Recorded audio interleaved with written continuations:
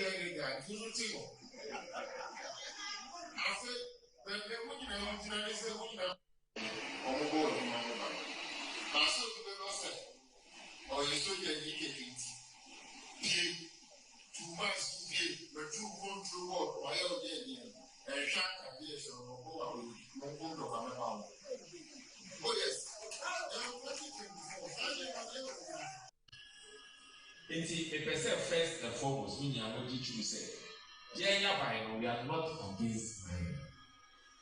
Rather, we want to support you to mine. Sisi Ayekasi, offer Operation Vanguard, Operation Hot, Operation Galamsey, Jabaino, they seize it, the stop war. The stop war. Stop war. Yeah, the person who you are not say. The son said, you say, mine, we ye, and Untina. Jacka said, baby, I will ye mine in Biano. Ye want to fine. No, I let to show. No, dear man, MC, I a friend of There were committee there from district mining committee.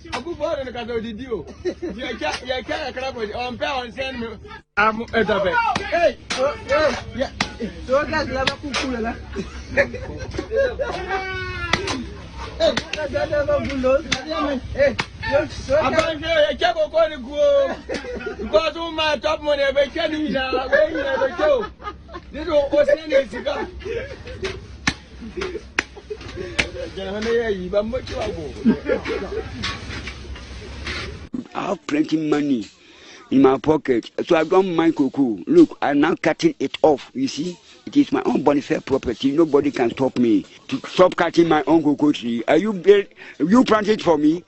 Planting for you food and job? Am I involved? I'm more someone. I'm an ashe on crying out to one was there. Manzo be answer so on Cotoaba, mammy. It is a draw and I see to more of you, my yin. Yen so, ya fair one again. Operation now, Belco. Security, I form on Motiquan or Mobro 20. Omunian, she bet you mocha. Tis a old babla. Almost a bad friend in your baby alpha. You mind the way they in yai. We are dang. The Jacob knew ye, baby. Is you so dear, yes, sermon. And that or yes, sermon. She knew a bit me as ye. So to me, my China for crime on Bessena, Yenny Etia, not done in Tonton no more, and ye idea. Yenny Bessay, I didn't more can someone. I'm an ashe on crying out to one was there. Manzo be answer so on Cotoaba, mammy. It is a draw and I see to more of you, my yin. This is Enchi Asankrigwa Road. This road used to be one of the best roads in Ghana, well constructed by a Chinese company paid by the government of Ghana from the taxpayers' money. Unfortunately, Galamseyers, illegal gold miners, and sometimes even those with license, have mined underneath. And now we see this costly road, well-built road, caved in. What is the difference between the ordinary thief and a political thief? Number one, the ordinary thief steals your money, your bag, your watch, and your jewelry, isn't it? But the political thief steals your future, your career, your education, your health, and your business. Number two, the hilarious part is that the ordinary thief will choose whom to rob. But you are the one who choose the political thief to rob you. Because we choose them. We vote them. We blindly say we are not blind. Who is deceiving who? The ridiculous part of the whole issue is that we will fight to defend and protect our belongings from the ordinary thief. Is it not? But we fight each other to defend and protect the political thief. Is that not what we do? Thugs will be fighting themselves to protect those that are stealing our career, stealing our joy, stealing our health, stealing our success. What a shame. If you reach a certain stage in life and there is nobody who can look you in the eye and tell you the truth, you are doomed. And that is where our country has gotten to. We need to rescue this country. Wallahi. And I feel very terrible as a Ghanaian at this time. This country is in serious trouble, ladies and gentlemen. We are in serious trouble. We need to rescue this country, ladies and gentlemen. The presidency has been so depraved, so muddied, so dirtied, that I tell you in all sincerity as a Ghanaian, that I feel terribly sad today as a Ghanaian. We need to rescue this country. Wallahi. Inshallah. Please don't cry. We shall rescue our country.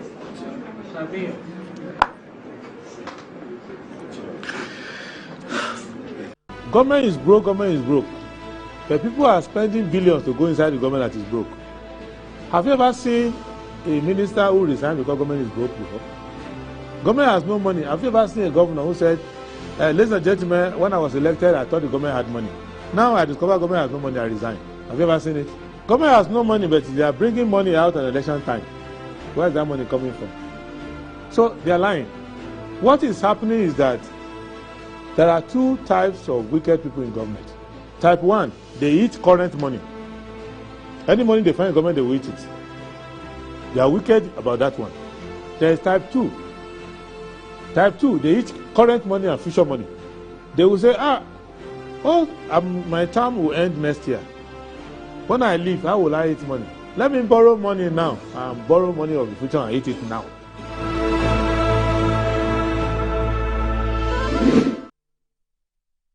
Right, hello, good morning and welcome to the show. This is Good Morning Ghana live on Metro TV. It's a Tuesday, the 3rd day of September 2024. By His grace, we're here, alive, and we're here with yet another edition of the show. Our gratitude will go to the Most High God for the rare privilege of being alive and, of course, the opportunity of having another conversation around the top stories making the rounds here in our dear Republic. I'll let you into our panel for the morning's conversation shortly. But let's take a look at the front pages of our newspapers. Daily Graphic. Plea bargaining, not immunity. AG tells Cambridge Economic Crime Summit.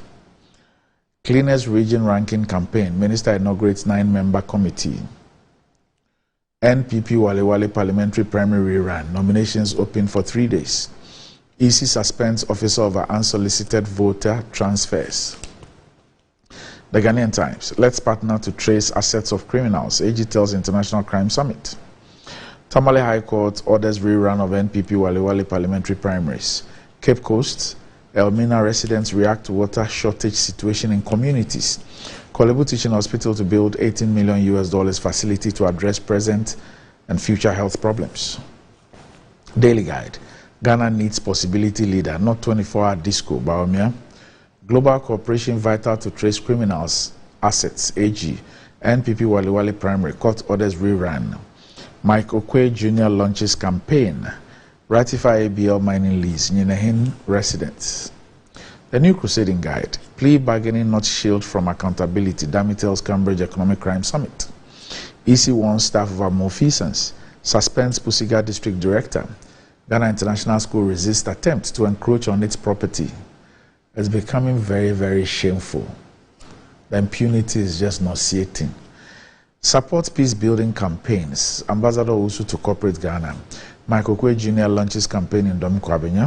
Ghana's upcoming election highlights and growth obstacle posed by corruption. Edwin Austin writes.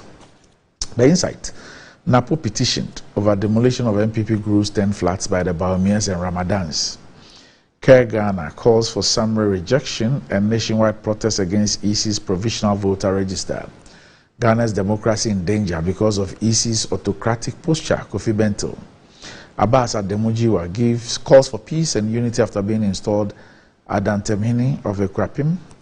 English Alata Royal family calls for justice, accuses National House of Chiefs of undermining chieftaincy traditions.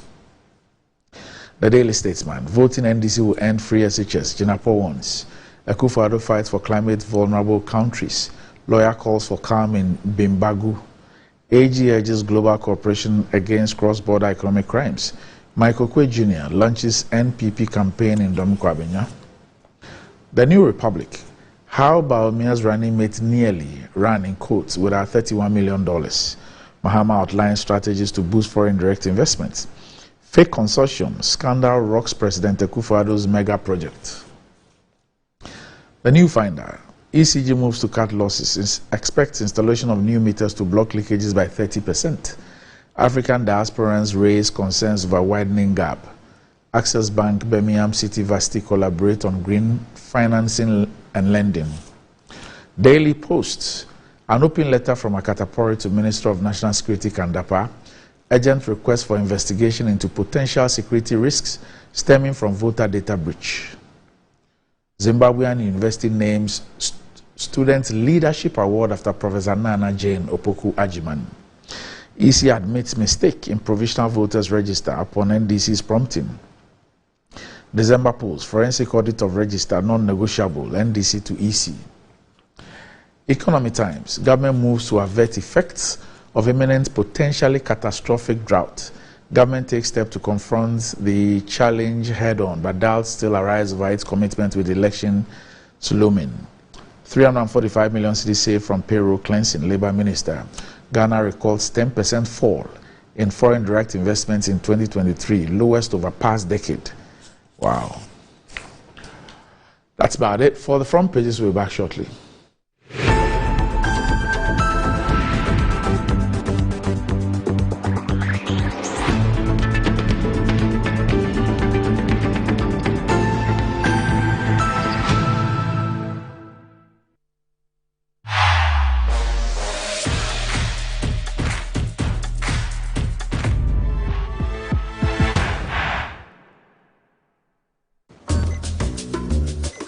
Pascal is showing his boss the efficient new technology they've installed.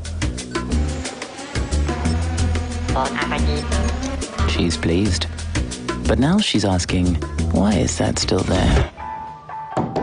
Pascal explains the new fleet-finding darts are more accurate than the old ones. The boss is not so pleased anymore. If you haven't automated your fleet management yet, it's time to get business done better with MTN Business. In today's modern world, stairs are a challenge, especially for our elderly and those with health concerns. Navigating them can be difficult and even dangerous, but there's a safer way to move vertically. Lifts and Elevators Limited Company, your answer to a more accessible and secure vertical transportation. Our elevators and escalators, including top-of-the-line pneumatic vacuum elevators, Fuji elevators and escalators, offer a safer and more convenient alternative, eliminating the risks of stairs and enhancing accessibility for homes, businesses, and hospitals. Choose safety and convenience with Lifts and Elevators Limited Company. Elevate your spaces today. For more information, visit our website at www.elevatorsgh.org or call now on 0200-535-515. Lifts and Elevators Limited Company, the elevator people.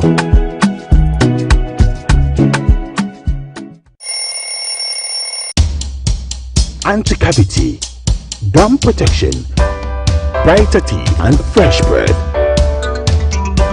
I'm a fair missy way. The patch of Bantama. Matassa. That's a cycle. It's her smile, the fresh breath. Me, Jidi said we used to Cal 360 toothpaste. Some kind. Cal 360 toothpaste. That's Kia. Cal 360 toothpaste. It's a gum protector. Onim jom kasa. Kile Hossein. Cal 360 did the way. It's cool mint. Gives me fresh breath and your confidence booster. And you will see so feeling kika when you know Cal 360 toothpaste. Happy smile. Cal 360 toothpaste, anti-cavity, gum protection, brighter teeth, and fresh breath. Cal, happy smile. This advert is FDA approved. Choose the perfect prize every week and stand to win your choice of exciting prizes. All to get more of what matters to you. Exclusive to Betway. Betway, get way more. Terms and conditions apply. Regulated by the Gaming Commission of Ghana. No under 18. Are you looking to own a prime piece of litigation-free land where you can put up your dream family home or your ideal getaway retreat within a luxurious estate? Then look no further. Welcome to Rehoboth Hills, where your dream of hassle-free land ownership comes to life. Acquire land devoid of multiple purchases, litigation, and land guard issues in a safe and secure gated community while enjoying the fabulous night view of Accra from the serene Ebri Mountains. Rehoboth Hills offers spacious plots that provide you with the ideal setting for your dream home and a valuable, safe investment for your future. The lands are located in the prime area of Ayarifa within our residential development Rehoboth Hills, overlooking the city of Accra and the Ebri Mountains. Our prices are very affordable and designed to fit your budget. We offer flexible payment terms, ensuring that you can invest in a valuable asset for the future. Contact us on 0244 764 499 or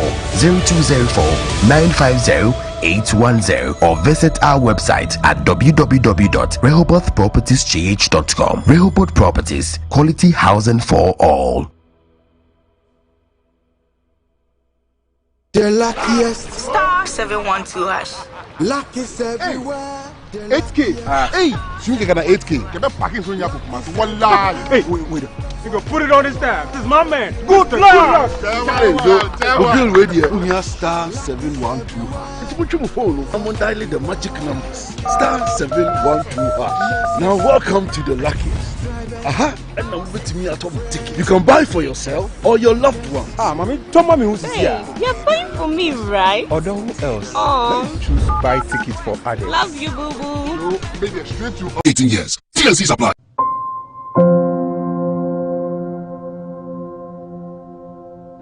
Ama, nansi mi jeno wo bin enkoye kwao. Ama ma ye bohu se kontomra akija. Nansi me hu se me nyo basima kura.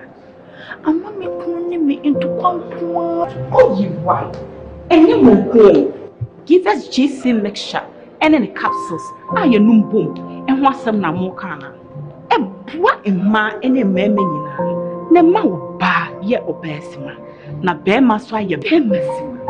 Ya, we be boa wo kunu. Ama ne giant sa wo de hye ne botum. Na wanyinya ne nti sese ne oyi chokmo na.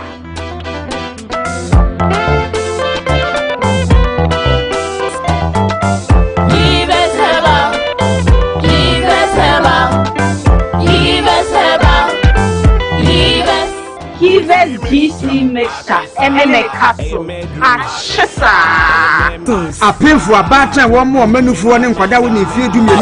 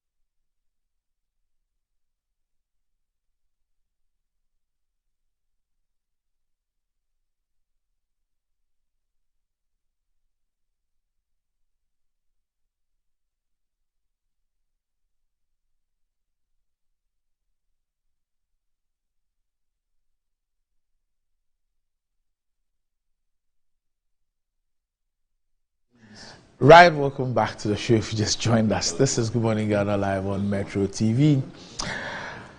It's been an awesome journey with Momo from MTN. 15 years of ease, safety and convenience. This is definitely worth celebrating. That's why the Momo at 15 Rewards is here with amazing cash prizes to say thank you. Send Momo to an MTN Momo user or make payments to an MTN Momo merchant at no cost whatsoever, only on MTN. So go and download my Momo on App Store or Play Store to enjoy this. Just Momo it everywhere you go. Terms and conditions apply.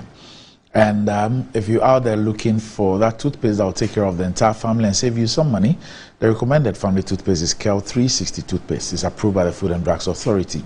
KEL 360 toothpaste provides you and your family with all-round dental protection throughout the day with freshness. KEL 360 toothpaste is good for kids, children, and adults. Let your family be a proud family when they step out by constantly using KEL 360 toothpaste. KEL 360 toothpaste brightens your teeth, prevents cavity, and with its cool mint gives you fresh breath throughout the day and protects the gum from decaying. For consistency and quality, use KEL 360 toothpaste. It's another product from Samara Company Limited, producers of Sasso. It's available in all supermarkets, malls, and provision shops. Call Samara Company on 0246 864 798. KEL 360 toothpaste, happy smile. And enjoying the fruits of your labor, they say, is as important as enjoying the mansions of your labor. The pains of climbing the stairs, especially when you're not exercising, could be challenging irrespective of your age. But worry no more. Lifts and elevators have got you covered with the best portable American pneumatic vacuum elevators on the market today. It's a simple self-supported elevator for both homes and offices, and guess what? It can lift your goods too. Wheelchairs can fit in and they come in 3 custom-made models. It's affordable and can be installed within 3 days. Visit Lift and Elevators at Sakuman or just call them on 0200535515 or send a mail to elevatorsgh@gmail.com for consultations and the best solutions in easy vertical movement. All right. Okay, so with me on the show this morning, I have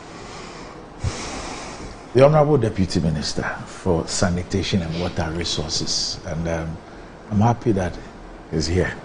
He's also the Member of Parliament for the Sisala East constituency, and I'm referring to the Honorable Amidu Chinia Isahaku. Honorable, good morning. Good morning, Randy. Right. And do you support Hearts of Oak? No. You don't? I don't. So why are you in the Hearts of Oak, Batakari of Oak? The colors. Ah, okay. Which club do you support? They are not exactly Hearts of Oak. Which club do you support? Kotoko. Kotoko. Locally Kotoko. And Chelsea. Ah! Akoya Feye.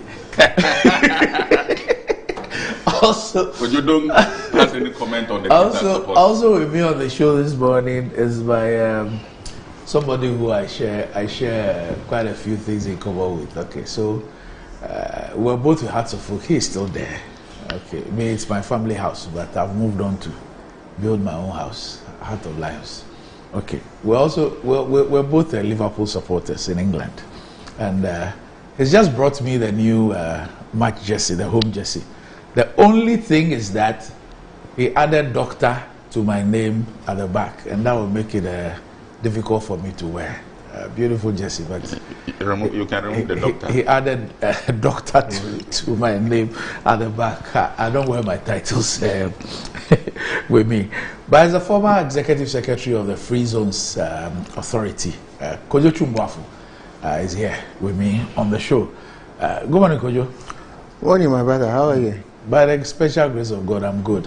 Sunday was a very lovely Sunday. Ayele? Yes, Sunday. And did you see the Abate movement? Yes. Ayele at Old Trafford. Yes, I was calling some friends of mine, they were not picking. Honorable Dafiama Poe and Nilante Vanda Poe and Ufurieni Meko. Up to now, nobody. They were all missing. Up to now, they are not picking their Pongo. You say you are Kotoko in Chelsea. You promised me Chelsea. I'm going to get up and let Malik come here. Let him come. But you didn't intend for me to wear the jersey. No, you were. Randy. But why did you? No, you didn't have let me to ask do you that. a simple question. No, please. Did you go and acquire your PhD with your father's certificate? No, but I don't wear. I don't wear my titles. Randy Abbey. No. Hard and. That's for the, no. You just put I normally put Arabic. Put behind my jersey. I intentionally did it. Then put plaster. Put plaster. So I defaced the jersey. No, you are Dr. Randy Abbey. Hard end. Defended your thesis. This jersey, when I checked, you didn't yesterday graduate was on about Sunday. 120 pounds. You didn't graduate on Sunday. We were all there when you graduated. It's okay. Anyway, you work once in a while, so no problem. It will be difficult for me to wear with the doctor on it next week. So okay, he's getting a Chelsea one. I'll get you the white one. Don't worry. That one I'll put Anete there. Anete. Oh, that's fine. Okay. All right. Okay. So gentlemen, there's an issue which has been a clear and present danger for a long time, but I guess it's only God who knows what is wrong with the leadership of this country. Here I'm talking about Galamsey. Now, according to the Ghana Water Company, water production nationwide, and the Water Resources Minister is here. Water production, according to the Ghana Water Company, I wanted to speak with the MD, but I'm told that it's unavailable. We tried to reach him from yesterday, and then also trying to get somebody from Ghana Water to explain this. Nationwide, water production has decreased from 70% to 40% due to Galamsey. Due to just Galamsey. Water production nationwide is now at 40%. 40%. Now, this weekend, in fact, this week, it started from Sunday. My motherland, Ugwa, we're celebrating the Fetu Afasha. Now, the Ghana Water Limited issues a statement which says that the management of Ghana Water Limited Central Region wishes to inform all its cherished customers of water supply challenges within Cape Coast, Elmina, and surrounding communities in recent times. The recent demand and supply gap is as a result of inadequate raw water received at the Setre Heman water treatment plant as a result of Galamsey.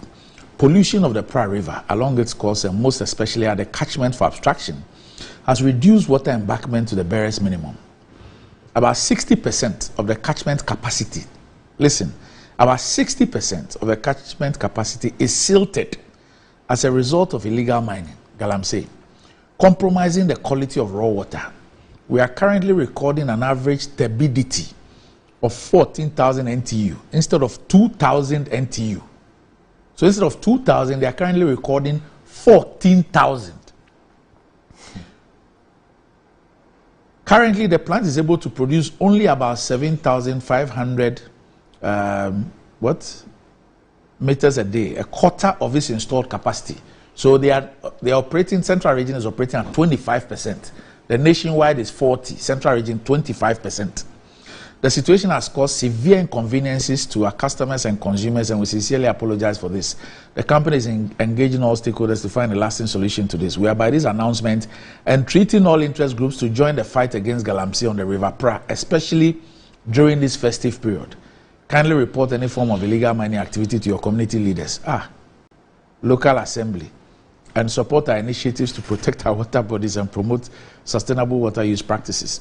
Your assistance is crucial in helping us restore the quality of the raw water and ensure reliable water supply of clean drinking water, especially as we celebrate our cherished festival. Now, the Ghanaian Times has spoken to some residents in Cape Coast and Elmina. They are so frustrated that some of them are actually asking for a shoot-to-kill policy. And they've called for drastic action. Some residents are advocating for the adoption of a shoot-to-kill approach by the state if the country was indeed serious in addressing the problem. They say we cannot allow few greedy and selfish individuals to kill all of us for their irresponsible actions. And they accuse politicians and political parties of playing politics with the fight against Galamsey. And according to a resident of Elmina, Daniel Kweku, the tap only flowed about 3 hours once a week. 3 hours once a week. And there's another lady, Miss Hatchful, who says that it was affecting a local food joint due to the time used in search for potable water from other communities, and it's also increased the cost of doing business. Now, A. Rocha Ghana has raised deep concerns about the devastating impact of Galamsey on Ghana's forest reserves and water bodies. Says many of Ghana's forest reserves are under siege with inadequate efforts by leadership to address the issue. And he warned that the water crisis in the central and western regions could potentially spread to the greater Accra region if efforts are not made to curtail the menace.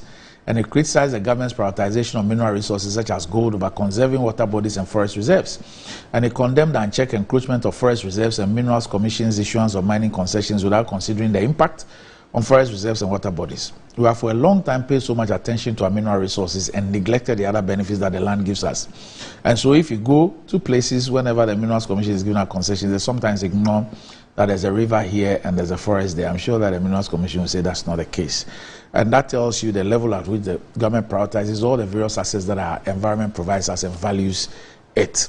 Now, Dr. Engineer Kenneth Ashigbe, who is the convener of the Media Coalition Against Galamsey, has challenged the flag bearer of the MPP, Dr. Mahmoud Bawumia, to implement his policy plan to address illegal mining activities popularly known as Galamsey before the 2024 general elections. He emphasized that Ghanaians cannot wait until after the elections for the policies outlined in the manifestos of the MPP and the NDC to be implemented to tackle Galamsey. He highlighted the severe consequences Ghana faces if Galamsey is not curtailed to the barest minimum. And he says that he criticized politicians involved in illegal mining activities, citing companies like Akunta Mining and Heritage Imperial, which have been left off the hook despite several petitions. According to him, politicians have extensively benefited from exploiting mining to the detriment of citizens. When you have a situation where the state, the leadership does not deal with its own who are involved in it, or all the big men who imported all of these excavators, then this is where we are going to go, where then nature will start hitting back at us because it will impose a drought on you. At the time when your responsibility, because you are going to the next election, is at its height, and then what you start seeing are these pockets of drought. Already you have a situation where if you are not careful, your grains are failing. So we cannot wait to say that these manifestos that we have seen, we want to wait until after the election before we start implementing them, whether it's coming from the current vice president or the ex-president. So the decision is now. Okay. Now, there are some videos that I'm going to show to you.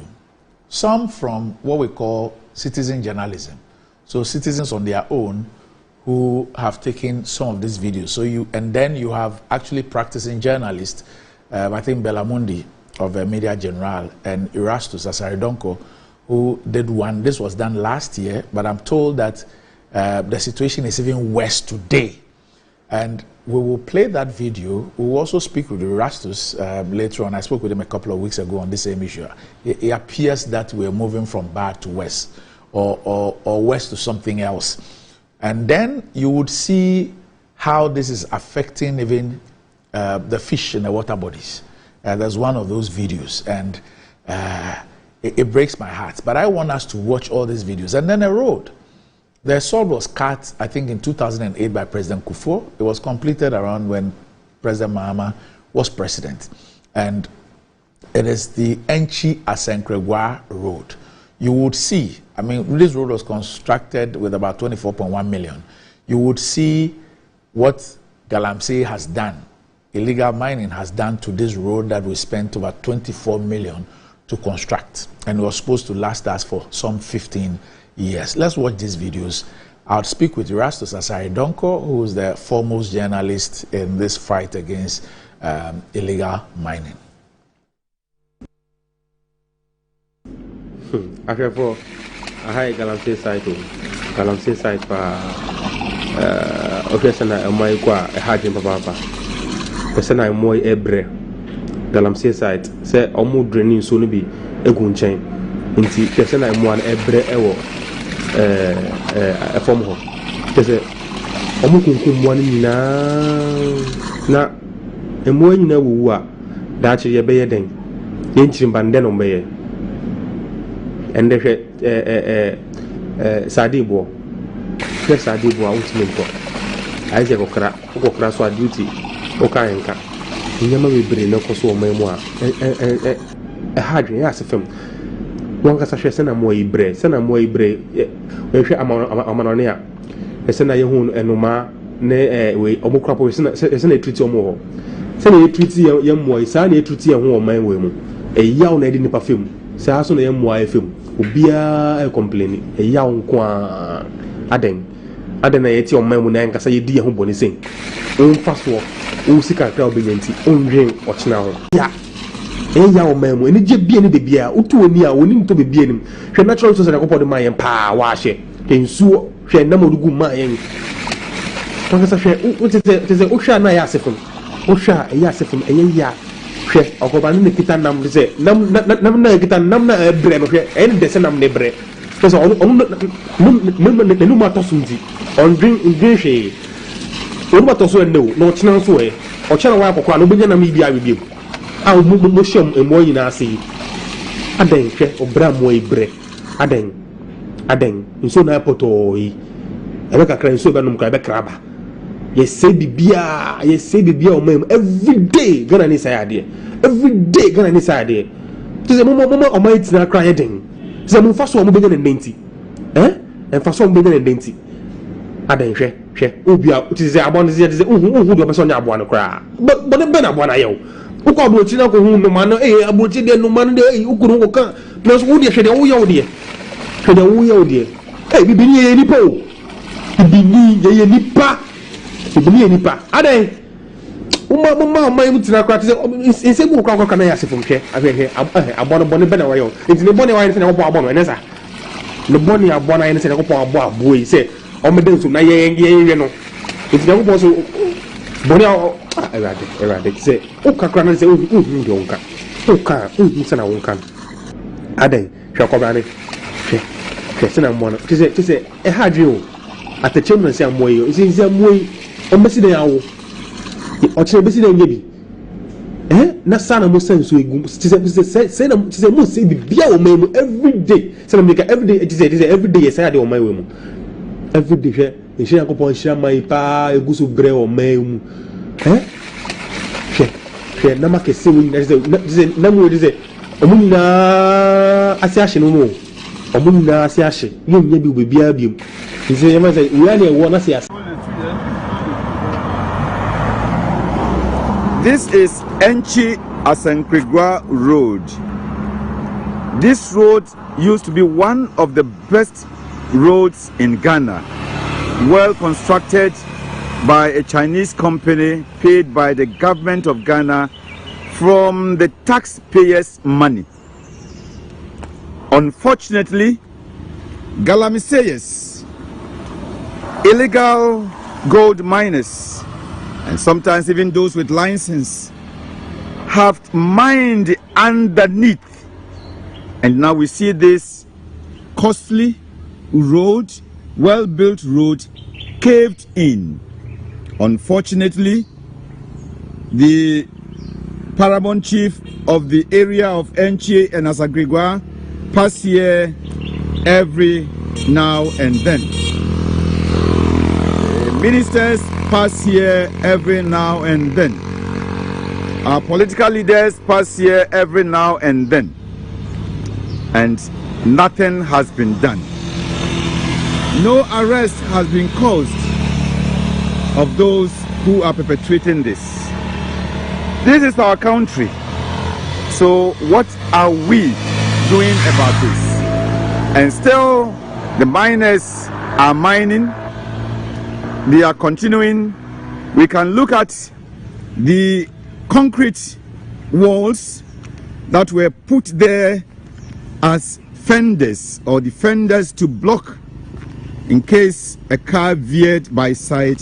Look at them. They have all been pulled down. They have all broken and fallen apart. Where I'm standing now is a cave. It looks like an earthquake, but excuse me, that is not an earthquake. There is no earth tremor here in this area. This is a tremor caused by Galamsey. And you can see over there where they have dug and come underneath. The ponds are there. They have dug and left them unfilled. Just behind the green, if you see some yellowish color there, these are all ponds left unfilled. And from that side, they have come underneath. Very soon, these people will be cut off. Very soon there will be no road. And unfortunately, as I've said, people are passing here. The leaders of our countries are passing here. The leaders of our traditional area are passing here. And still, Galamsey illegal mining is going on.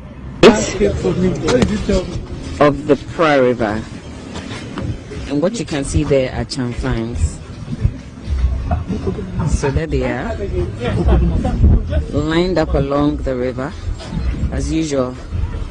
And based on the testimony of a man who lives in this community, he says they're all involved in Galamsey, which is why they're lined up along the Pra. So this is the current state of the Pra.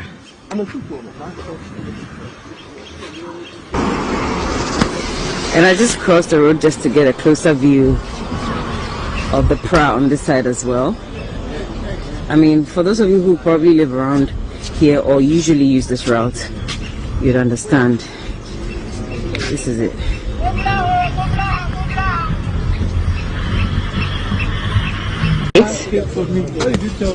Of the Pra River. This amateur video shows final moments when an excavator dug out the remains of Gifty Manka, 26, who close friends say was pregnant. Her death tells a tragic tale of the dangerous impact of mining in residential facilities at Odumase in the Asante-Achim Central Municipality. So imagine waking up in the morning and deciding to visit the nature's call. What is supposed to be a natural activity turns out to be your death. This is what happened here today at Odumase in the Asante-Achim Central Municipality. The lady in question, a young woman who lives in this house, was attending to nature's call. The entire structure in which she was doing her business collapsed in a heap, went down into what is supposed to be a mining pit. Now, if you look around this area, there are lots of these pits within these houses at Odumase actively mining. And this is what caused the death of a lady here. Where I'm standing right now, just close to me, inside here, you could see another pit inside this house, and it goes deep down. And that is what the indigents here, this is how they do their illegal mining. The entire residential toilet sank into the deep pit beneath the building, as recounted by a resident. Yeah, it's as a result of the Galamsey. It's not about the toilet. And we have to speak the truth. And we need to stop it. And we have to come together as a nation to stop this Galamsey madness. But we cannot allow this Galamsey to go on in our houses. You know this lady who died this morning, she's not beneficiary of the mining, but she has died this morning because of somebody being a beneficiary of that mining. This sprawling Odumase Apibose community is dotted with underground pits dug in homes, linking each other in what could be described as a hanging town. The practice of mining inside houses, which dates years back, is getting worse. The impact of continuous digging beneath houses could be seen in the huge cracks and the sinking earth around buildings in the town. To the ordinary eye, this is a normal residential compound house. But inside it, we found deep pits laced with wooden steps that go several meters down. We were shown a number of such houses at Odumase.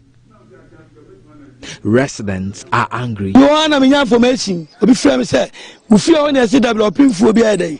At the toilet to was saying, "Omo this say kronankasa."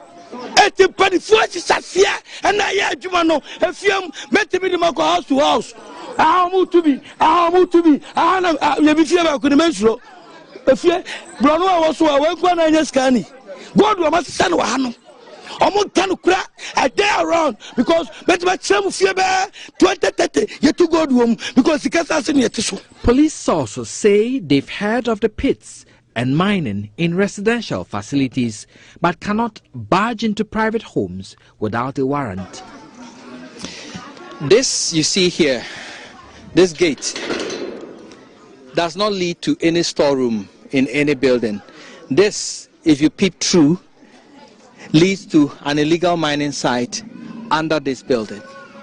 There is a pit in here, barricaded with wood, which goes deep down. And that's the kind of illegal mining people here do at Odumase in the Asante Achim Central District.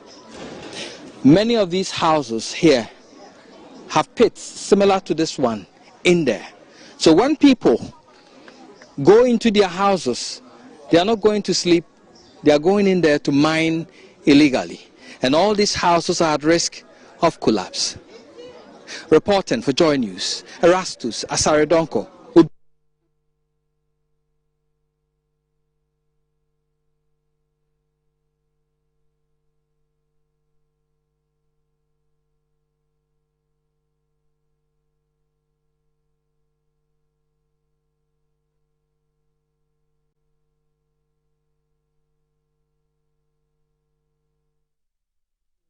All right, so we'll be speaking with Erastus Basaredonko, who, as I indicated earlier, is the foremost journalist when it comes to this particular issue. And I've also just been informed by a petition, which has been sent to the Otumfo, or the Ashanti Regional House of Chiefs. In fact, it's addressed to the Registrar, Ashanti Regional House of Chiefs, Menchia Kumasi.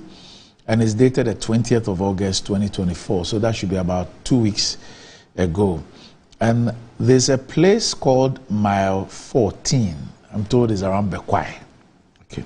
Now they say, please, Odikro and elders, the assemblyman, unit committee, and entire members of Mile 14 humbly petition Nana Otumfo Asantini to assist them. Okay, you forget about the grammar, about the Galamsey activities going on at the Ayanta River Forest. We humbly wish to notify you that the only stream which is left in the district and has not been farmed nor attempted for any activities been given out for mining by the claim fetish priest Nana Entry, Nana Bebrese, Nana Konfuchiami Papaya, Ejose, Nakosi Usumensa, and they are all part of the family of Abuabo. The above names met the Odikro, the elder, and the community that they got the permission from Nana Komhini and Nana Bekwahini to mine the Ayanta forest. The Odikro and the entire community of Mile 14 disagreed with them and have protested against it, and it's even been on social media, and we have evidence. Please, we plead you to come to our aid before they destroy the Ayanta forest. Already part of it has been touched. Now, I'll show you a video of the members of the community demonstrating about this. This is Ayanta forest, and they claim that it's been around for about 200 years and it's been preserved. Yet now, the leaders in the community, the chiefs and all that, I'm sure that they were also motivated by the recent decision by Otumfo with respect to the two chiefs. So we'll get back to the Mile 14 and Ayanta Forest Reserve, which also has a water body issue. But Erastus is with me on the show this morning. Good morning, Erastus. Good morning, Randy. I don't know how to start this, but you've seen the videos that I played. You saw the fishes. You saw the Enchias and Kregwa Road. A couple of weeks ago, I was with you here when we looked at the issue of the main Accra Kumasi Road around Konongo, what has happened to it. You've shown the video, the report you made last year about Odumase. I don't know if there's an improvement presently. Now, we are told by A. Rocha that, look, almost all the forest reserves and water bodies are going, if not gone already. The Ghana Water Company says that now nationwide, they can only produce 40% of their water. And we've had a reduction from 70 to 40 as a result of just Galamsey. What's going on? Randy, so let me give you an update on some of the issues you raised. Let me start with the Odumase issue. Yes. That problem still persists and is even worse. So they are still digging beneath homes. They are still digging under people's houses.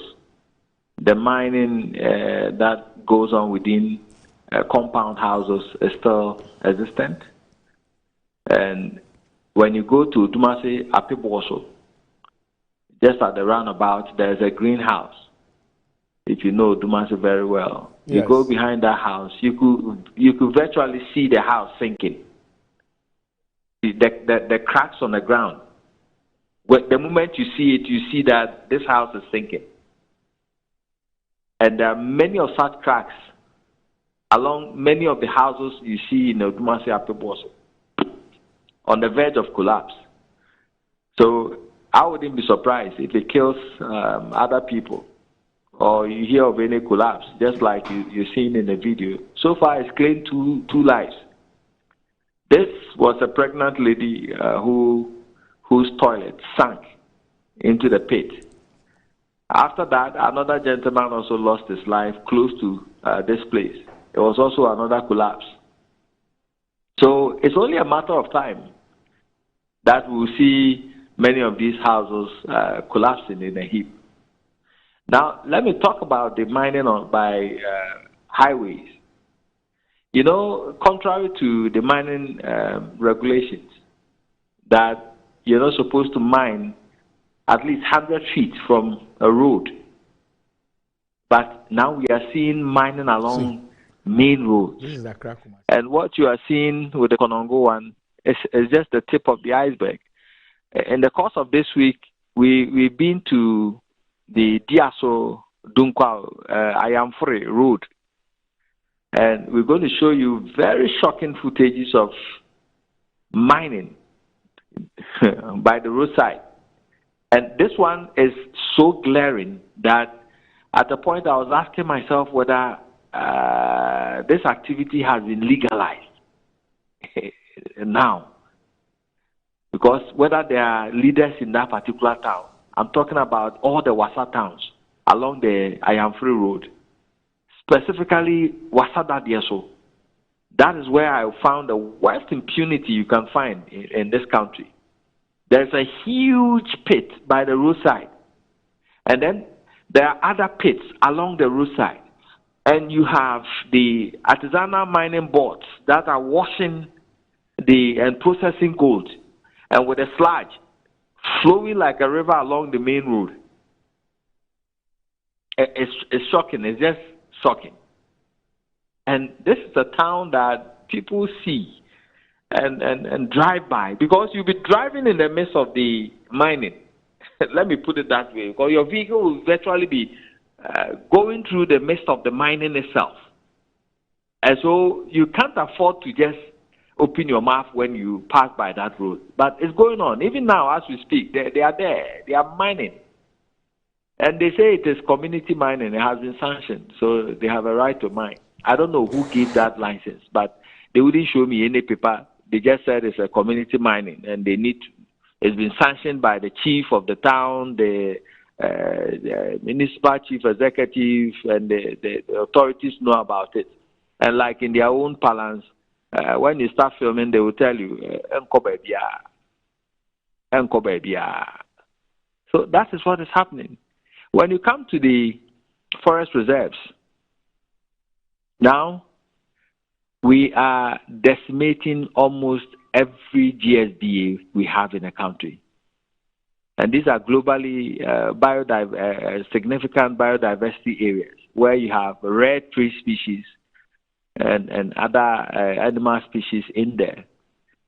We are just from Samnaboy. The report will be out today. And you should see the devastation of the Tanwanya Protected Forest Reserve. Late last year in December, we went there, we reported that an MPP executive in their Owin municipality has invaded a part of the Tanwanya Forest Reserve with Chinese miners. When we reported it, was it? Now, about four groups sponsored by some known political actors. I wouldn't mention any name because, Randy, these people are so smart that they have people who front for them in the forest, you will never find them or link them to any of the destruction. But when you get to the ground, they will tell you, this side belongs to Mr. So and so within this party, so and so within that party. And all of them are part of the ruling party. And they have destroyed large portions, over 10 football fields of the Tananya Forest Reserve. And that report will be coming out today. And you see the level of devastation of such a beautiful reserve. And my challenge is, even if you say you want to do mining in a reserve, now you have amended our environmental guidelines with the promulgation of the LI 2462. It gives the president almost every right to open up even protected forests for mining. So let's take it that it's by law now, it's legal, so you can give it out. Why don't we do proper mining? So you state the method you're going to use, whether a deep pit or whatever it is, and then you stick to the location that has been given to you. But now, people are going behind this regulation, even behind this regulation, and they are mining illegally. And when you mine illegally, this is what happens. They mine almost everywhere. So when you look at the footage, close to the Tano River, close to almost everywhere, like they don't care. They just go in there and start felling trees and start digging. And then the whole place is a mess. Before you realize, the forest is gone. Now, Pamprama Forest Reserve, 50% of it, according to the Forestry Commission, is gone. And we have, drone footages which confirms that. Miles of pits and gullies of what used to be a very beautiful quality forest with trees, flora and fauna. So I don't know where we are going with this, but clearly there is a land grab, something like a state capture, where influential people who think they have power and so they can do almost anything can go into forest reserves and do whatever they like. And not even the Forestry Commission can stop them. And forest guards are helpless because who are you to stop somebody who has so much influence from the seat of government? Who are you to stop them from mining? And so they bulldoze their way into the forest reserves. The forest guards that... I'm told that there is a reserve there. There's actually a petition I have seen, and it's they said the Ayanta Kung Fu Forest. Are you aware of that? I'm aware of other encroachments. Okay. You know, the Bekwai area holds a lot of the forest of our country. The Apamprama itself, Bekwai Dinyase, holds a part of it. And the other forests close to that, I think Yibuma or Yipuma or something like that, also destroyed in that area. That's what I've heard. But this particular one has not come to my attention. Maybe they can present a formal to us. Okay. I'll forward the petition they've sent to Otumfuo to you. Okay. They say that it's just been given out. Now, I've just also been sent some pictures which suggest that right behind the Nyinam police station, there is Galamsey going on. That's Etua East. And this is right behind the police station. Etua East, that's the constituency of the Honorable Abna Bose Asari, Minister of State at the Finance Ministry. And I've just been sent those videos. They're right behind the police station, the Nyinam police station. It's going on. Randy, I've not been there, but I won't be surprised because I've seen other illegal mining sites close to police barriers and even security installations. And people are just mining with impunity. In fact, this area, Mansour Menfi, where they are aspiring the PC for, I think, MPP or so, said that if soldiers come around, the miners should deal with them. Yes. We went there recently, and the Mansour Menfi DA Junior High School. Yes. Just behind it. They are digging, busily washing. I asked the guy, he said they've been given the rights by the chiefs and assembly in the area to desilt the street. Right behind the Meanwhile, school. Yeah, the school park has even been affected. Right behind the Mansour Menfi DA Junior High School. They are mining. Even as we speak, they are washing just in the school premises. Yeah. I asked them, I went over to talk to the guy who was mining. I asked him, who gave you the permission to mine? He says that the assembly is aware, the chiefs are aware, and they are using the place to desilt the stream, and then but I don't see any need for any desilting around that particular area. And even if you want to desilt, do you have to put up a washing bay and start washing gold from that activity?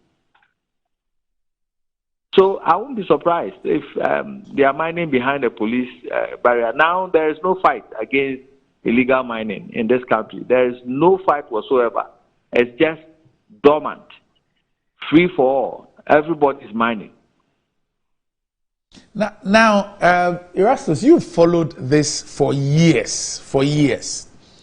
Now, do we have a situation where there is a lot more reportage on the issue, or we have a situation where it has actually degenerated?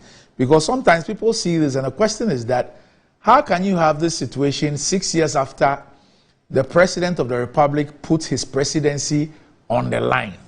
How can you have this? Is it a situation of the media and citizens now reporting a lot more, or it is actually the fact about the thing degenerating? It's both. I think the media, we went to sleep for a while. And then the moment you go to sleep, then it's no more topical. So people take advantage and they start doing it in a more serious manner. And it's also because, like I told you, government, and in this manner, the president himself has reneged and has fallen back on his promise. And so they have decided not to fight it again because they believe it's an election year. I have heard, in many quarters, politicians and state actors say that, well, the opposition leader is going around and promising that when they come, they will open up Galamsey. And so they will also not fight it for it to be used as a political campaign message. And so they've allowed people to mine. And so people have been emboldened, and they feel that this is the time to make money. It's also because known political actors are also mining illegally. That, to me, is the biggest challenge, because then if you cannot stop your own people, then definitely we also have to take advantage. Nobody can stop anybody. And so if you have known political actors in the forest reserves mining, can you stop somebody who is also mining by the roadside, doing kuli for money in an election year? That's the challenge. And so we have a president who now has decided to fall back on his own promise, has decided to give up. I use give up advisedly, because if you've not given up, the scale at which Galamsey has gone, the environmental impact, the health impact has been brought to bear. I have done Poison for Gold documentary detailing with data and science how this is affecting even unborn babies. And it's evident. You have a country that is now experiencing a lot of kidney-related ailments across the Galamsey belt. You have all major rivers of your country, and even if you're at war and you find that all your rivers or freshwater sources have been poisoned, I think it should be a major concern for you. Now, every river or stream that I know of, just mention it and I'll tell you how it looks like, or the turbidity. When we started covering Pra, the turbidity was around 1,800. And then we went back, covered it again at Dabuase, where they treat for people. The turbidity was around 7,000 as of last year. And then this year, you had the Ghana Water Company tell you that it's moved from 7,000, it's now 14,000. Yes. Now, the World Health Organization standard is 5 for drinking water, 5 nephelometric units. Subtract that from 14,000. So clearly, you see that we are graduating. It's getting worse. The Ankobra is the same. It was 9,000 in 2023. I know that if we receive the latest data from the Ghana Water Resources Commission, I am very sure it's going to go through the roofs. The brim is now catching up. It was, the last time we checked, it was around 3,000 NTU. The Bia, the same in the Sahujabuso area. As for the Tano River, the least said, the better. You have the chairman of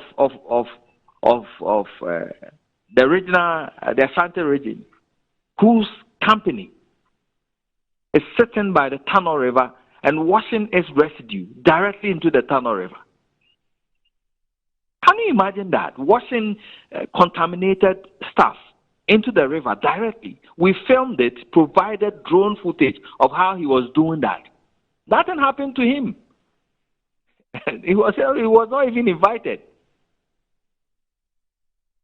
And they are still along the Tano River as we speak.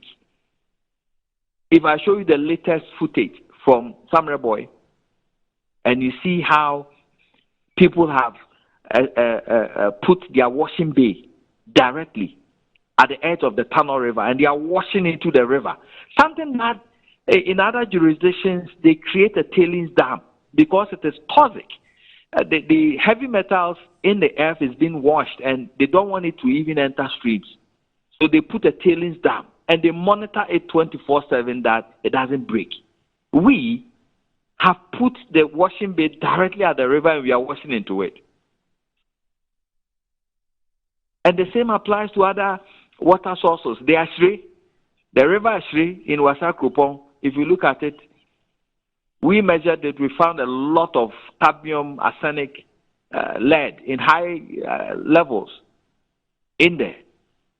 And it doesn't bother anybody. It's like nothing has happened. There's a government that is aloof, sitting down, idle. Not even a statement on the polluted freshwater sources of our country. Not even a statement from government. And you have a vice president who is the flag bearer of a political party saying, when I come, I'll do this. Seriously, when you come, at a point when the nation is experiencing this catastrophe, I expect a statement to say, we are going to do this. I want to impress upon my government to do this immediately. That's the kind of statement I want to hear from him. Unfortunately, we are hearing promises. Now, Erasmus. So, seriously, that's the reason why we are getting worse and worse, and it's going to get worse.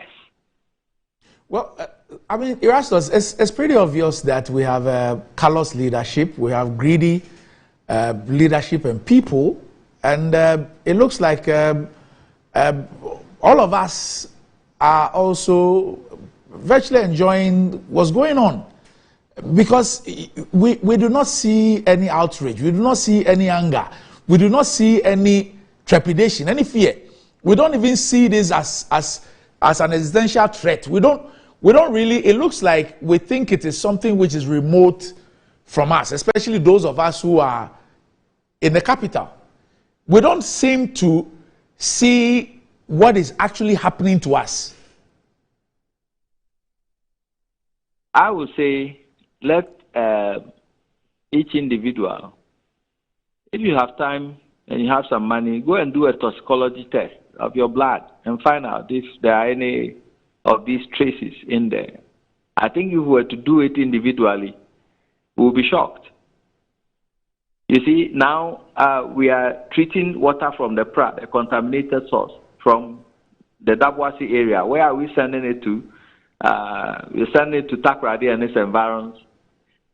We have other water plants that have been polluted.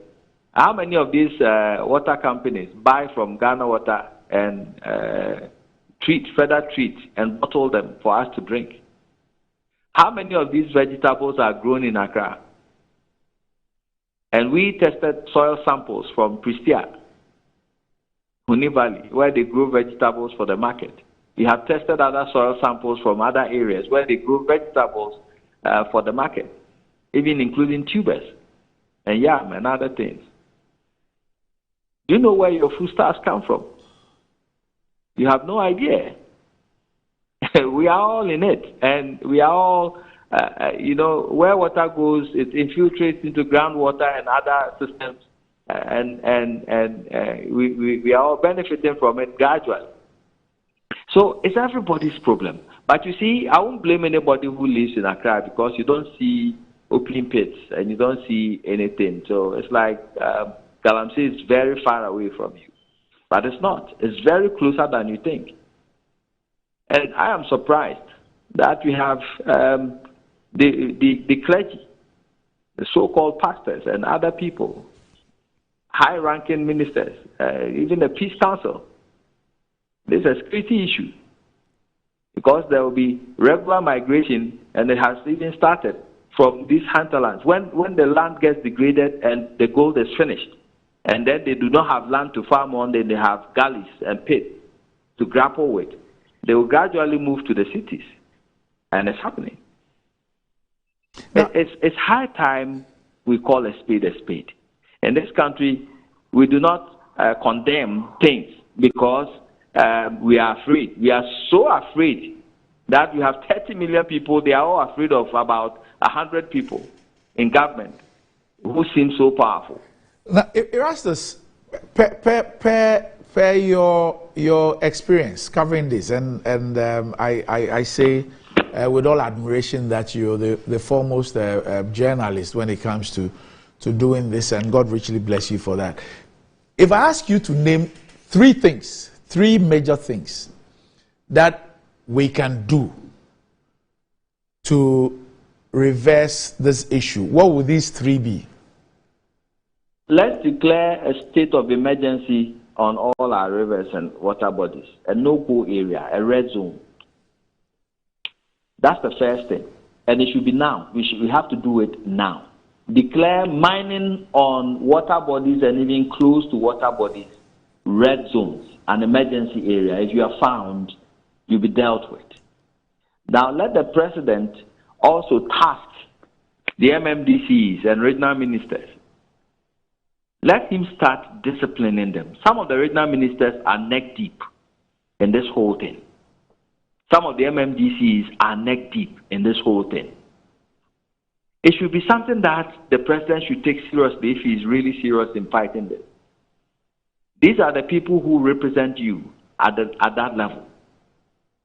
If Galamsey is so entrenched in their communities, they should be sacked.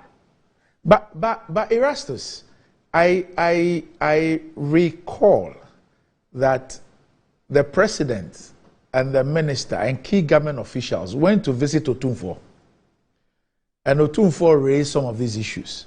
After that, they had a retreat at the Golden Tulip, now Lancaster and Kumasi, with all these MMDCs. I hope you remember, where the president and the ministers spoke about these things, that they have reported, some of them were involved and all that, and that it was a final warning, and that anybody, I mean, they said a lot of things. But it's been about 4 years or 5 years since that particular thing happened, and we all can see that it's gone from bad to worse. And nobody has been punished for this or held responsible. Yeah, so Just like you asked me the three things, and Yes. that's exactly what I'm talking about. Right. So the first is to declare some of these zones a no-go area. And I'll tie this one in with the first one.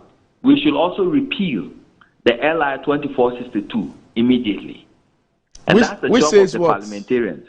The LI 2462, which allows the president to even allocate protected forest reserves for mining. That to me is inimical to the fight against illegal mining. And I think that the parliamentarians, if they serve the interest of the public, MPs should be fighting this law. It should be repealed immediately. So that's the first one. The second one, I am saying the president, if he's so minded to fight or go on with this illegal mining fight, then he should start sanctioning the DCEs and regional ministers. Many of them who are neck deep in this whole thing. Those who have their areas or jurisdictions inundated by illegal mining should be replaced. And it should continue like that until we have sanity. And then we are also talking about politically exposed persons within the government who are into mining. They should be sanctioned. They should be severely sanctioned if this president really means business. And that will serve as a warning to everybody who is down there, that if the big man has been sanctioned because of illegal mining, then who are we, small ones, to go on mining? It will send a very strong signal across the Galamsey belt. Now, I also have a problem with the licensing regime. That authority to sign licenses for mining given to just one person, the minister. It creates a lot of room for corruption. Why don't we get a whole agency that goes through the process, values the applications that come? If it's a committee that approves some of these things, that will be fine. But to leave it in the hands of just one person to determine and to sign licenses is a recipe for corruption.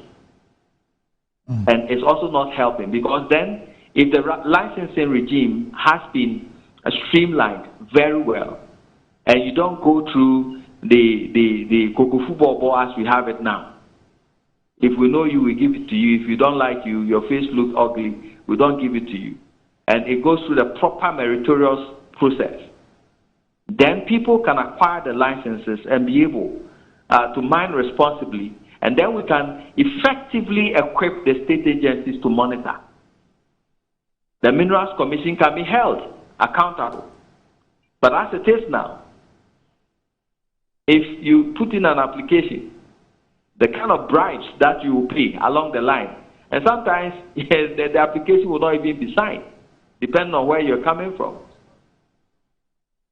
And so that process needs to be streamlined very well so that people can mine responsibly, and the various agencies can also be monitoring them.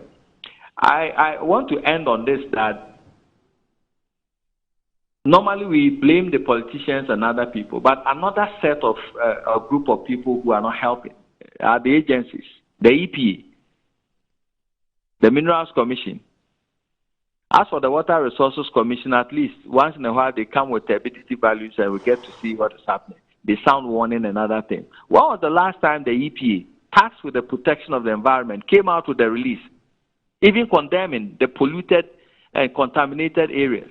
When was the last time? I'm yet to see any. If you have something, you should tell me. But the Environmental Protection Agency is tasked with the protection of our environment. And we have a time when all rivers and streams are polluted. And I've not seen a single release from the EPA, even stating what is happening and telling us what is accounting for the polluted or contaminated water and what we should even be doing. Nothing. It's high time we hold some of these agencies to account and try to strengthen them to help us move forward. Erastus, thank you very much for your time once again this morning, and I'm just hoping that we'll not despair. We have no choice. I mean, this is the only country that we have, and of course, our very existence is under threat. So we'll continue trying to get people to, for at least for once, listen and do what is right. Thank you very much. I'm grateful for your interest in this area. Not so many stations will call, and we need to come together to do this. Yeah. All right. Thanks, Erastus, once again. We'll take a break. When we return, I'll take the views of the panel on this clear and present danger. I don't know I think if I say that we're stupid, it'll be mild. I'll be making excuses for us. This is not stupidity. This is criminality. We'll be back shortly. And then the Kayam was about 14 miles. Yet, you can't boom. Sir, your boy, that padia, and who buy me. What dreaming? And now, I'm so funny now, and say, Senya na Miaminia Ajari Ekan, Paya, Adaho, more than 200 years. Yes, and not a handful, Omudi Kroy so. Yes, Omudi Ahene, Omudi Ahine, our Uncle Froso, Omuba Troy, Sapay never. And the Drew said, you be real and what be deep away. So for Medium Fisse, my 14 miles, yes, yes, yes, acquire near me. The woman acquire near dear, quiet, I am for dear. Sir, Nanayanta. And I am for a shas, yes, Sabi, Ebiana, I am tabo somono. Every ma, not a quite nice spice, or mudia. I was for my 14 mine, and the young fiancé for the bit. Yes, it is I'm not to say quiet. Yet, yes, young just a being. I don't see any dear. You must be free, baby. I must be quiet. No, I never found how. And what a bravo and the one and fear to Bonafa. I'm making that I'm saying what a bravo. Almost a Galaposia dying. I will run over for enjoy. Oman to Romo and Motion. Oman Cassan and this and then command at home. But Obiman be just as an uncle. Nay, you chroma for Yama Farm Chip. Why any idea you know to me? So I don't say. Omontiasia. That's assassin, you need problem. Minia, so be high would die. That's a old ton diner. Nipa first of Busan said on to Dania do high dino. On Tiana for what I'm about to Sunni. They are ready. Sanam se quiet no. Yenia. They are ready. Conditions be on Biano. On me, my 40 my. You're ready to say bed. Send your bay out Sabino. Say a how be bar. Yenia, Yenia go face how. Yama go me no cock. Yama be face on the woman. To my 40 my say. And you know me on quiet Yenny. And yet, but Yenny never found how. Say, Betty, dear. A man Yenia can say, I'm not your mobile neck in the bed. Yenian face.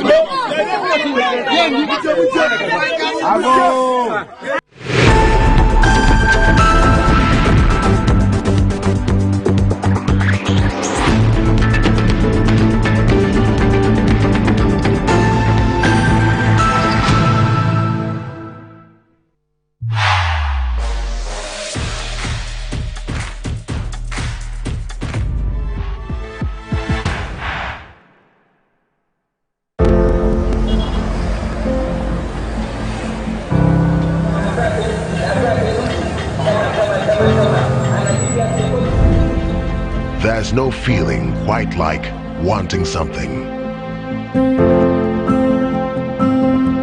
You see it when you close your eyes. You feel it against the hairs on your skin. You smell it mingled with the wind. You know it's yours, but you just can't seem to reach it.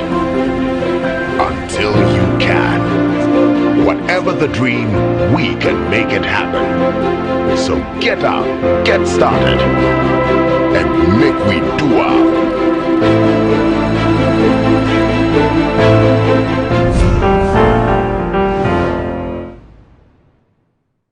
Choose the perfect prize for you every week and stand to win your choice of exciting prizes. All to get more of what matters to you. Exclusive to Betway. Betway, get way more.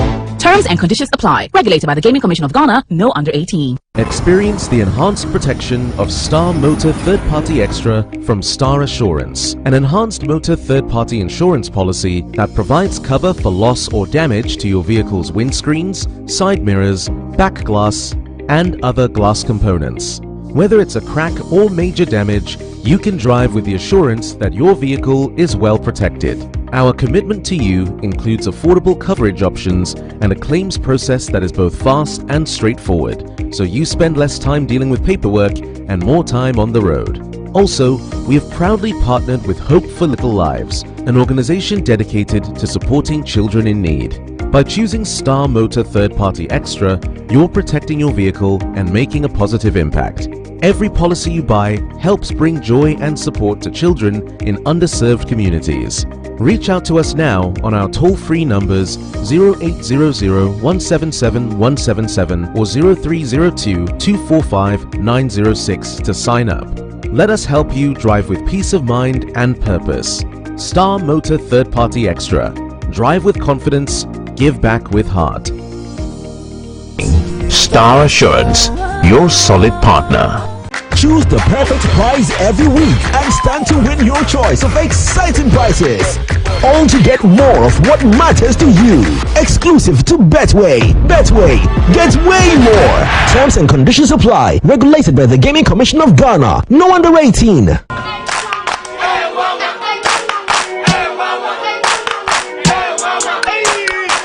Kachi, unemu bua unkoisha Dr. Ba uye denwa.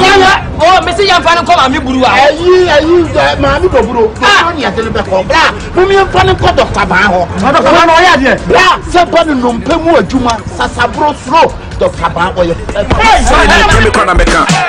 Oh, nompemu nimdi ono na ye expert nya zanfo no.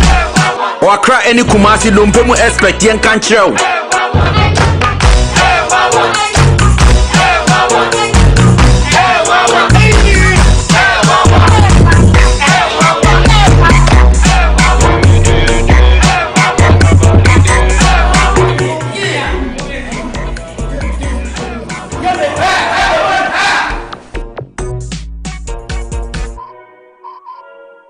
The luckiest. Star 712 hash.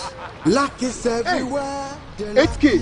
Hey, you get an 8K. Get that packing so you have to come out. Wallahi. Hey, wait. You can put it on his tab. This is my man. Good luck. Hey, Bill, wait here. We are star 712 hash. It's much more phone. I'm on dialing the magic numbers. Star 712 hash. Now welcome to the luckiest. And now with me at home ticket. You can buy for yourself or your loved one. Mommy, tell mommy who's here. You're buying for me, right? Or who else? Oh. Let's choose buy tickets for others. Love you, boo boo. No, maybe straight to option 4. Now, you need to buy tickets worth 50 Ghana to qualify. Yes, you can buy random or preferred tickets. I'm choosing random tickets. Listen, if you buy the random ticket, the system chooses a random number for you. But if you buy the preferred, you get to input your own preferred 5 digits. 5. Baby, give me your 5 numbers. And how much are we buying? Babe, look at the body and buy you. With your body, Hey, there we are. Tread cautiously. Now follow the prompts and confirm. Now the luckiest. The luckiest is regulated by the NLA on the Caritas platform, not for persons below 18 years. TNCs apply. Hello, my name is Roland Walker. I'm here at Coastal Park. It's one of the many courts belonging to estate masters, and they are into service plots, property management, and luxury homes. And just in case you want to make that decision to invest into a landed property, estate masters is the right choice to make. If it is from an indenture, a site plan, you want it also barcoded, all is available. You might have heard about Chopoli. It's where we have the next cottage of estate masters. It is not only one of the thriving, but the most inviting landed property site for you also to invest in. We encourage you, do invest in the next cottage at Chopoli. It is just close to the yet to be demarcated airport. That also will be a valuable property for you to invest in.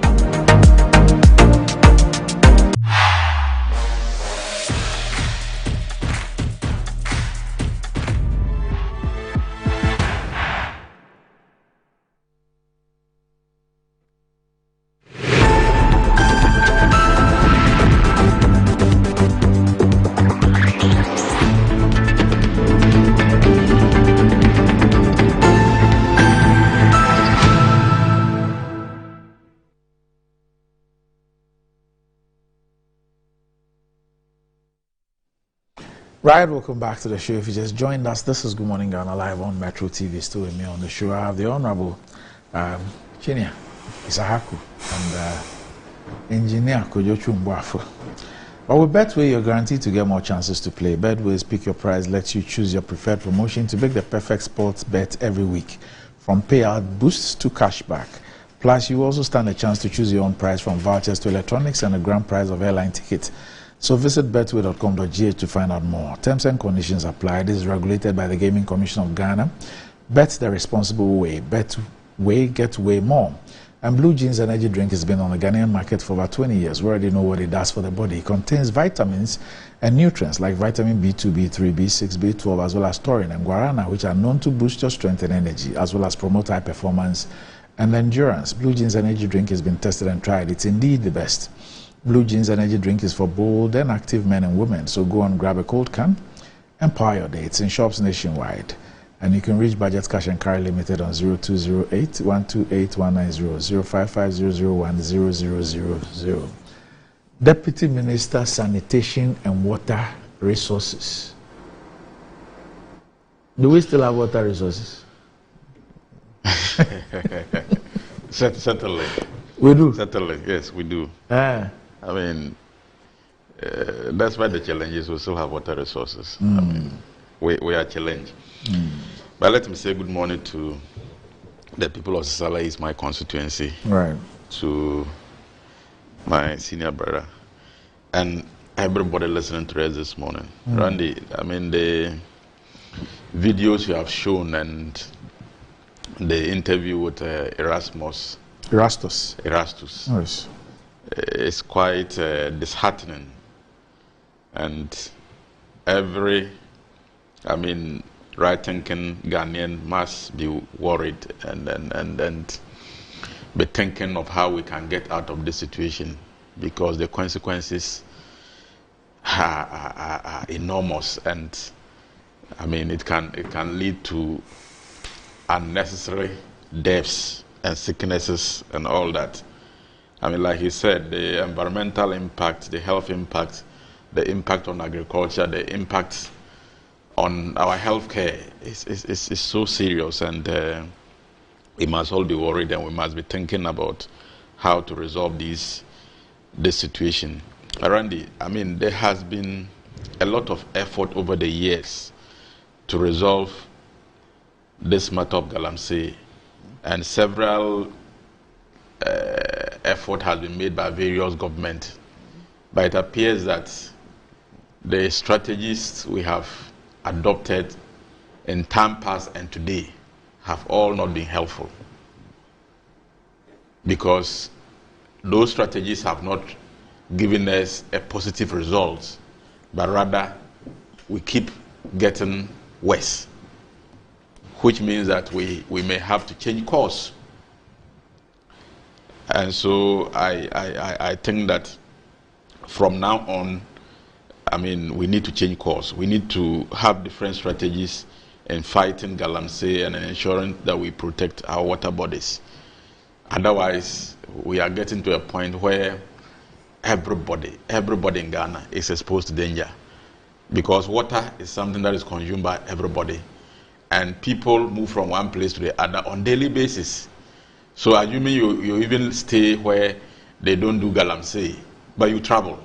And when you travel, you consume water that is produced in those Galamsey areas.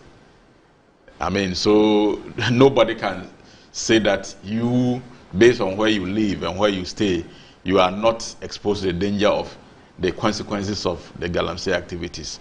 Every Ghanaian is exposed to the dangers of Galamsey, and every Ghanaian must be interested in how we can solve the issue of Galamsey. But Randy, let me also say that it's a very complicated matter from where I sit, because it appears that every section of our society is involved in these activities. Politicians are deeply involved. Chiefs are deeply involved. The security are deeply involved.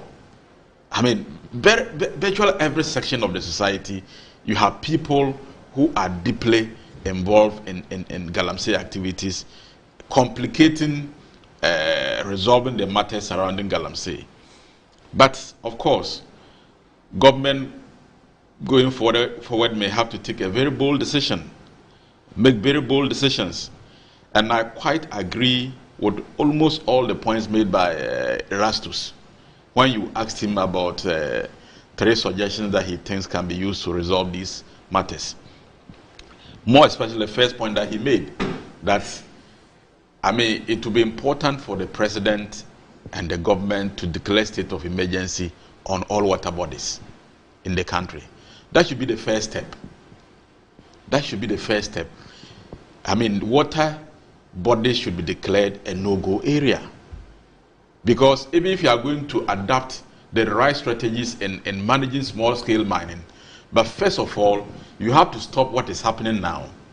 Then do more education, more sensitization, and afterwards you can now rule out the policies that you intend to implement. For instance, Dr. Baumia, the flag bearer of my party, has made very important proposals who should depart from the normal, usual, previous strategies that we have adopted. For me, I think there are positive steps that if he becomes the president, he applies, it will be good. But before those strategies can be applied, we have to declare all our water bodies as no-go areas. Because when you even stop, my former boss, we did some visit to some water bodies, and what we observed was that even when they stop mining, when they mine in the night and you go and test the turbidity of the water, the level is very high. But during the day, whilst they are not mining, after 3, 4, 5, 6 hours, when you go and test it, you see that it will change. You find reduces. Yes. So if we're able to declare all these areas as no-go area and protect the water bodies for just 1-2 years, I can tell you that the water bodies will return to virtually normal situation. So what has stopped us from doing it? Well, like Randy, I have said that governments over the years have adopted strategies in trying to control Galamsey, but for me, those strategies have failed, including the effort President Akufo-Addo has put in. Why? Because Why did it has fail? not yielded. Why? Why did it fail? Well, you need a whole research to determine. But for me, like I said, virtually all the stakeholders involved. You talk about you have people in the ruling party who are involved. You have people, the security agencies who are supposed to help protect, that are involved. You have chiefs who are supposed to help, that are involved. The local assemblies who are supposed. So you have a whole complicated situation where the people who are supposed to be helping fight the situation invariably are underground partaking. So, Honorable, what do you say to the Ghanaian who says that I didn't elect a chief, I didn't elect a security chief or security officer, I elected a president, gave him all the power and the authority, and he's expected to deal with these issues? Anytime he tells us that I intend to do this, and in my conversation with the Rastos, I even referred to, I'm sure that you remember, that meeting with Otumfuo, where Otumfuo spoke about the involvement of people in government and all that, and from there they had this closed session that they allowed us to watch the opening session at the Lancaster Hotel with all these MMDCs and others, where some strong warnings and others and ultimatums were given, yet nothing has happened about it. You heard Erastus speak about people who are very close in high places in government who obviously are involved in this thing. We've shown the aspiring MP and the Western Regional Minister when they addressed illegal miners and the things that they told them. In fact, they announced to them that all this operation, whatever has been stopped. And they were putting them on they were creating a WhatsApp platform where the minister himself and he, the MP and the MC will be on it. If anybody comes to seize your thing or cause this thing, just put the information there, we'll sort you out. I mean, obviously, if we're being honest about this thing, nothing about the president's fight is yielded anything. And in any case, we still have a government in place. Randy, I will not fault any Ghanaian who says that he's elected a government to act, and so the government must act. But don't also forget that's the president's appointee. Don't also forget that the government or the president doesn't, he acts in the interest of the people. He acts on behalf of the people. He has to deal with the same Ghanaian population. The chiefs are Ghanaians. The security agencies or the security personnel are Ghanaians. They still have to deal with them. The president cannot do everything by himself. And so I agree that, I mean, the president has a responsibility to ensure that the right thing is done, but certainly he does that through the same people. And sometimes in implementing your policies, you do through people, and the people can either help you succeed in the implementation of your policies, or sometimes they can sabotage by their actions. And so I feel that the bar stops with the president. I agree, but he cannot do it by himself. And so some of the people that are supposed to help him implement those policies or strategies to overcome the challenges end up rather on the quiet, behind him, act in a way that rather defeats the strategies or the policies of the president. And so that is why we are where we are. I mean, like I said earlier, these strategies have not yielded the results that we all required. And so going forward, we may have to rethink, because you can't do the same thing and continue to get expect different Is it results. about the strategy, or is it about the commitment to the strategy? Well, because what Erastus, what you said, you agree with Erastus. For example, the state of emergency on water bodies and all that. It is a strategy that the president even implemented on a wider scale, or announced on a wider scale, a complete ban on small scale mining, not just on water bodies. So the strategies are not necessarily new. So that's why I ask, is it about the strategy, or is it about the commitment? Well, in this case, it will be both. I mean, the commitment is part of it, and the strategy is equally. I think that there are alternative strategies that we can still apply, but like you said, the commitment component can also be taken off, because even if you adopt the right strategy and you are not committed to implementing the strategy, you will still be defeated. So the commitment aspect cannot also be taken out of place. And so going forward, we must revise our strategies. We must show more commitment in ensuring that the strategies are followed to the letter. Otherwise, I mean, we are all endangered. Every Ghanaian is endangered, and I mean, we are heading to a very dangerous. But Randy, let me also add that when you are looking at policies, the party in government is as important as the opposition. We must all be speaking the same language when it comes to certain national development.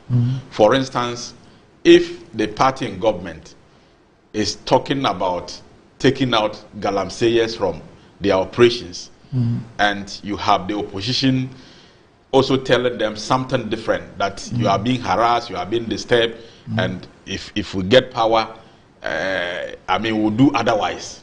It also affects the effort of the party in government.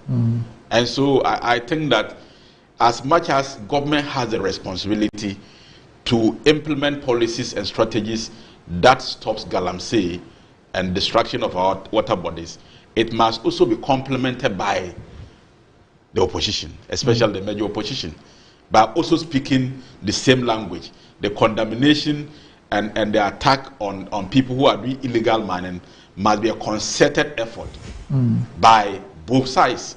I mean, you remember in 2020, I mean, the government, the party in government thought that it was fighting. You had people, politicians going to Galamsey's side and having rallies and telling them that they were being harassed by the present government, and therefore when they get the opportunity, they will be allowed to do their businesses and all that. All those don't help. as much as I agree with failures of government, the role of the opposition, the role of the chiefs, the role of traditional rulers generally, the role of the security, all of it is important. Because we are all stakeholders, and one side of the coin cannot do it all. So we need an all-inclusive approach. And I even think that it is high time we begin to have even political parties sitting together and thinking together and taking a collective decision. And that is why a lot of the time I agree that the National Development Plan is very critical. If we are actually having a National Development Plan and all political parties drawing their manifestos on the basis of the National Development Plan, and you have a National Development Plan that prescribes strategies and solutions to the fight against Galamsey. And so political parties must draw their inspiration and their policies out of the National Development Plan. But it appears that we have a National Development Plan, but political parties sometimes, or most of the time, develop their own plans which are more politically, just to impress the population, to get votes. But at the end of the day... How different will it be drawing something from a development plan and drawing something from your own policies and not implementing them? The point I'm making is that if you, by yourself, can develop a policy and announce the policy and not have the commitment to see the policy through, does it matter if it is taken from a national development plan or it's taken from the Bible?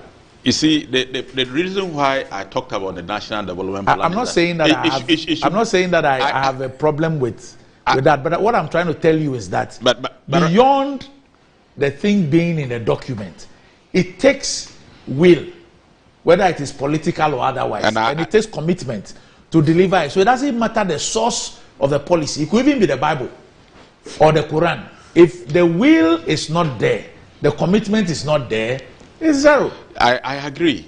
You mentioned this earlier, and I agree with you that the commitment to implement policies is key to succeeding. I don't dispute that at all. And I have also told you that in the time past, there have been similar strategies which failed because of lack of commitment and implementing these very policies that you remember in 2020, a similar interministerial system was set up. At the end of the day, the ministers themselves admitted that they had failed. You remember Honorable Innocent Hussaini's statement, Mama Yaraga's statement on these matters. So we have always implemented policies targeted at addressing issues of Galamsey. But at the end of the day, we are able to succeed because of lack of commitment and following through to implementing the same policies that we propose. And at the end of the day, we keep going down and down and down and down. And it must stop at a certain point. So I mentioned the National Development Plan as a standard to guide every political party. Once you have a standard so that we don't speak different languages. Because when it comes to Galamsey, depending on which party is in government, which party is in opposition, we speak different languages. One MPP, once we are in government, our language is different. The NDC in opposition, their language is different. But NDC in government yesterday, their language was different. MPP, when they were in opposition yesterday, our language was different. And all that is not helping the process. There must be that collective commitment from whether a party in government or party in opposition to finding solutions, and we must be speaking towards the same direction. If a government focuses on this job and just delivers on its mandate, will it matter what the opposition says?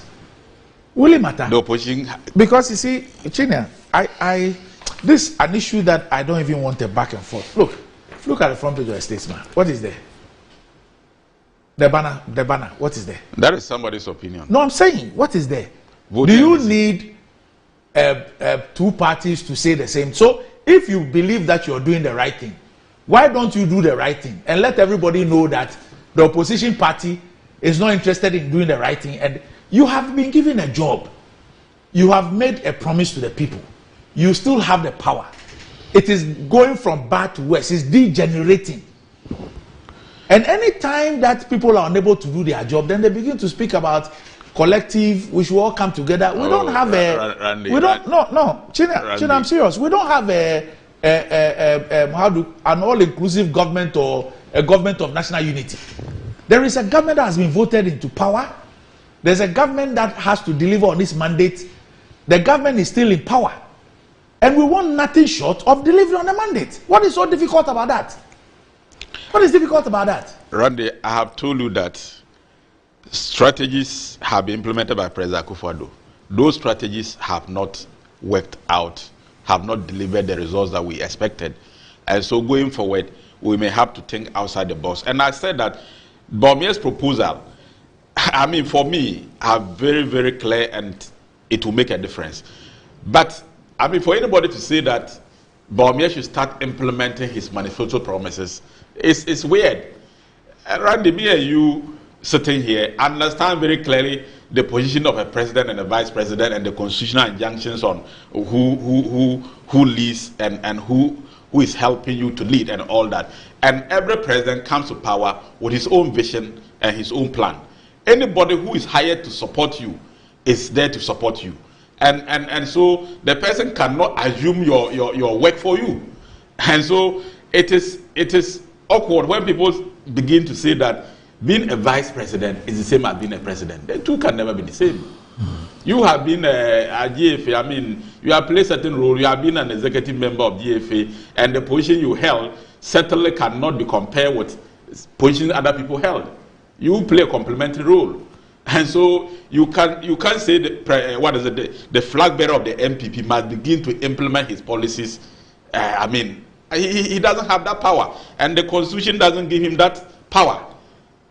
So I am saying that these policies President Akufo-Addo has implemented, that we all thought should have yielded the needed results, has not. And so has he implemented them? He announced them.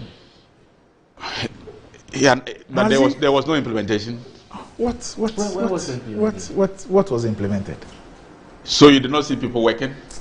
So what's the result? No. That is why I've said that we haven't gotten the result. The fact that you don't get the needed results doesn't mean that people have not worked. But you and I know that it is not because the strategies that were announced were wrong. We all know that. We all know. But I've said that the strategies are as important as commitment, both sides. Okay. But there must also be new strategies. Okay. It cannot certainly do the same old things. And the commitment to implement the strategy, I agree, is also important. Okay. Probably that is partly part of the reason why we are where we are. I have not run away from that.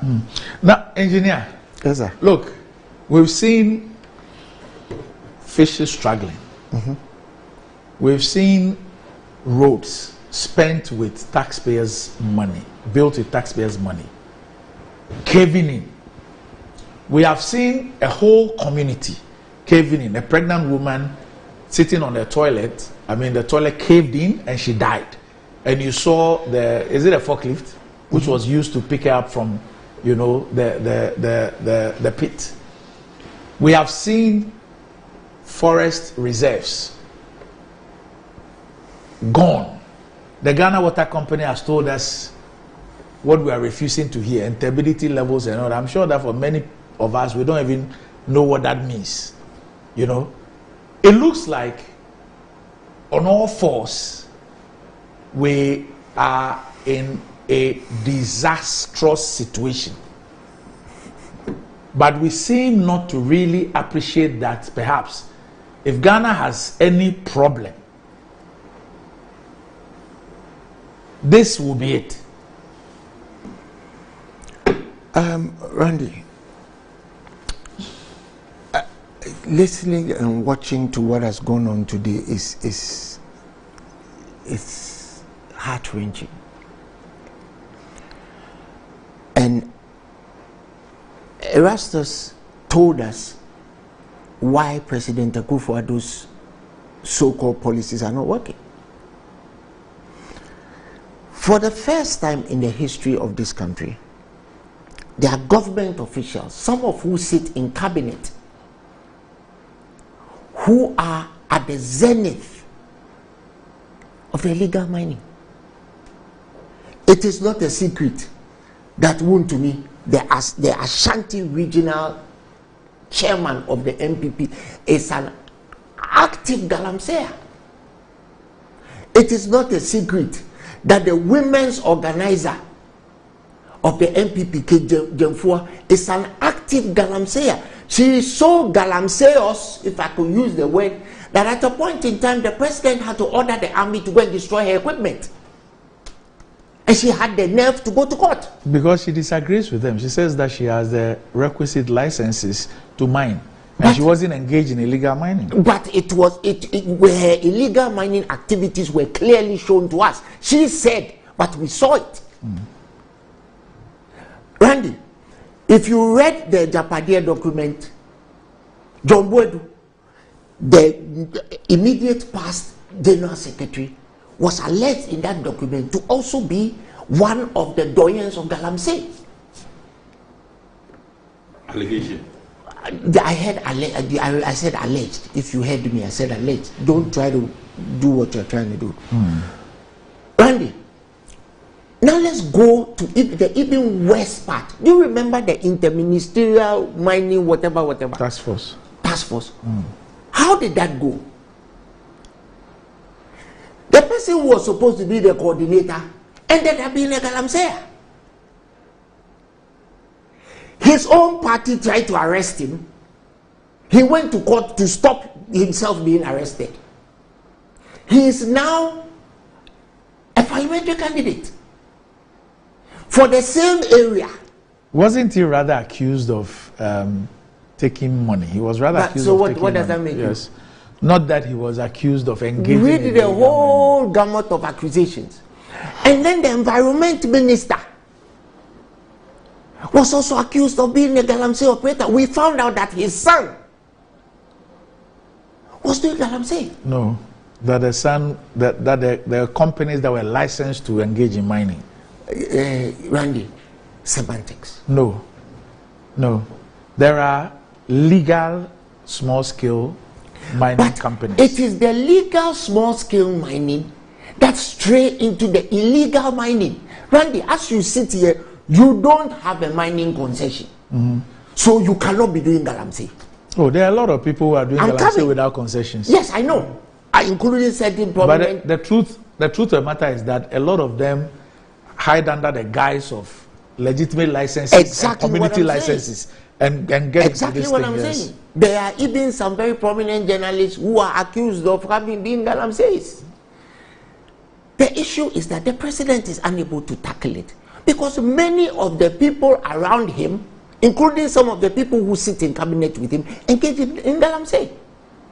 And if Kenya sits here and suddenly has discovered that there is some virtue in governing this country collectively with the opposition, I'm surprised that you have now found virtue in it.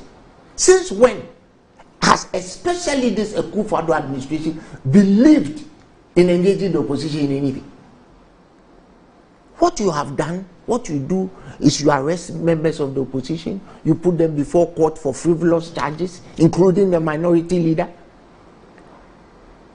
You do all kinds of things that are inimical to governance in this country. And now that we are all suffering, you are sitting here, you are asking us to support you. Support you to do what?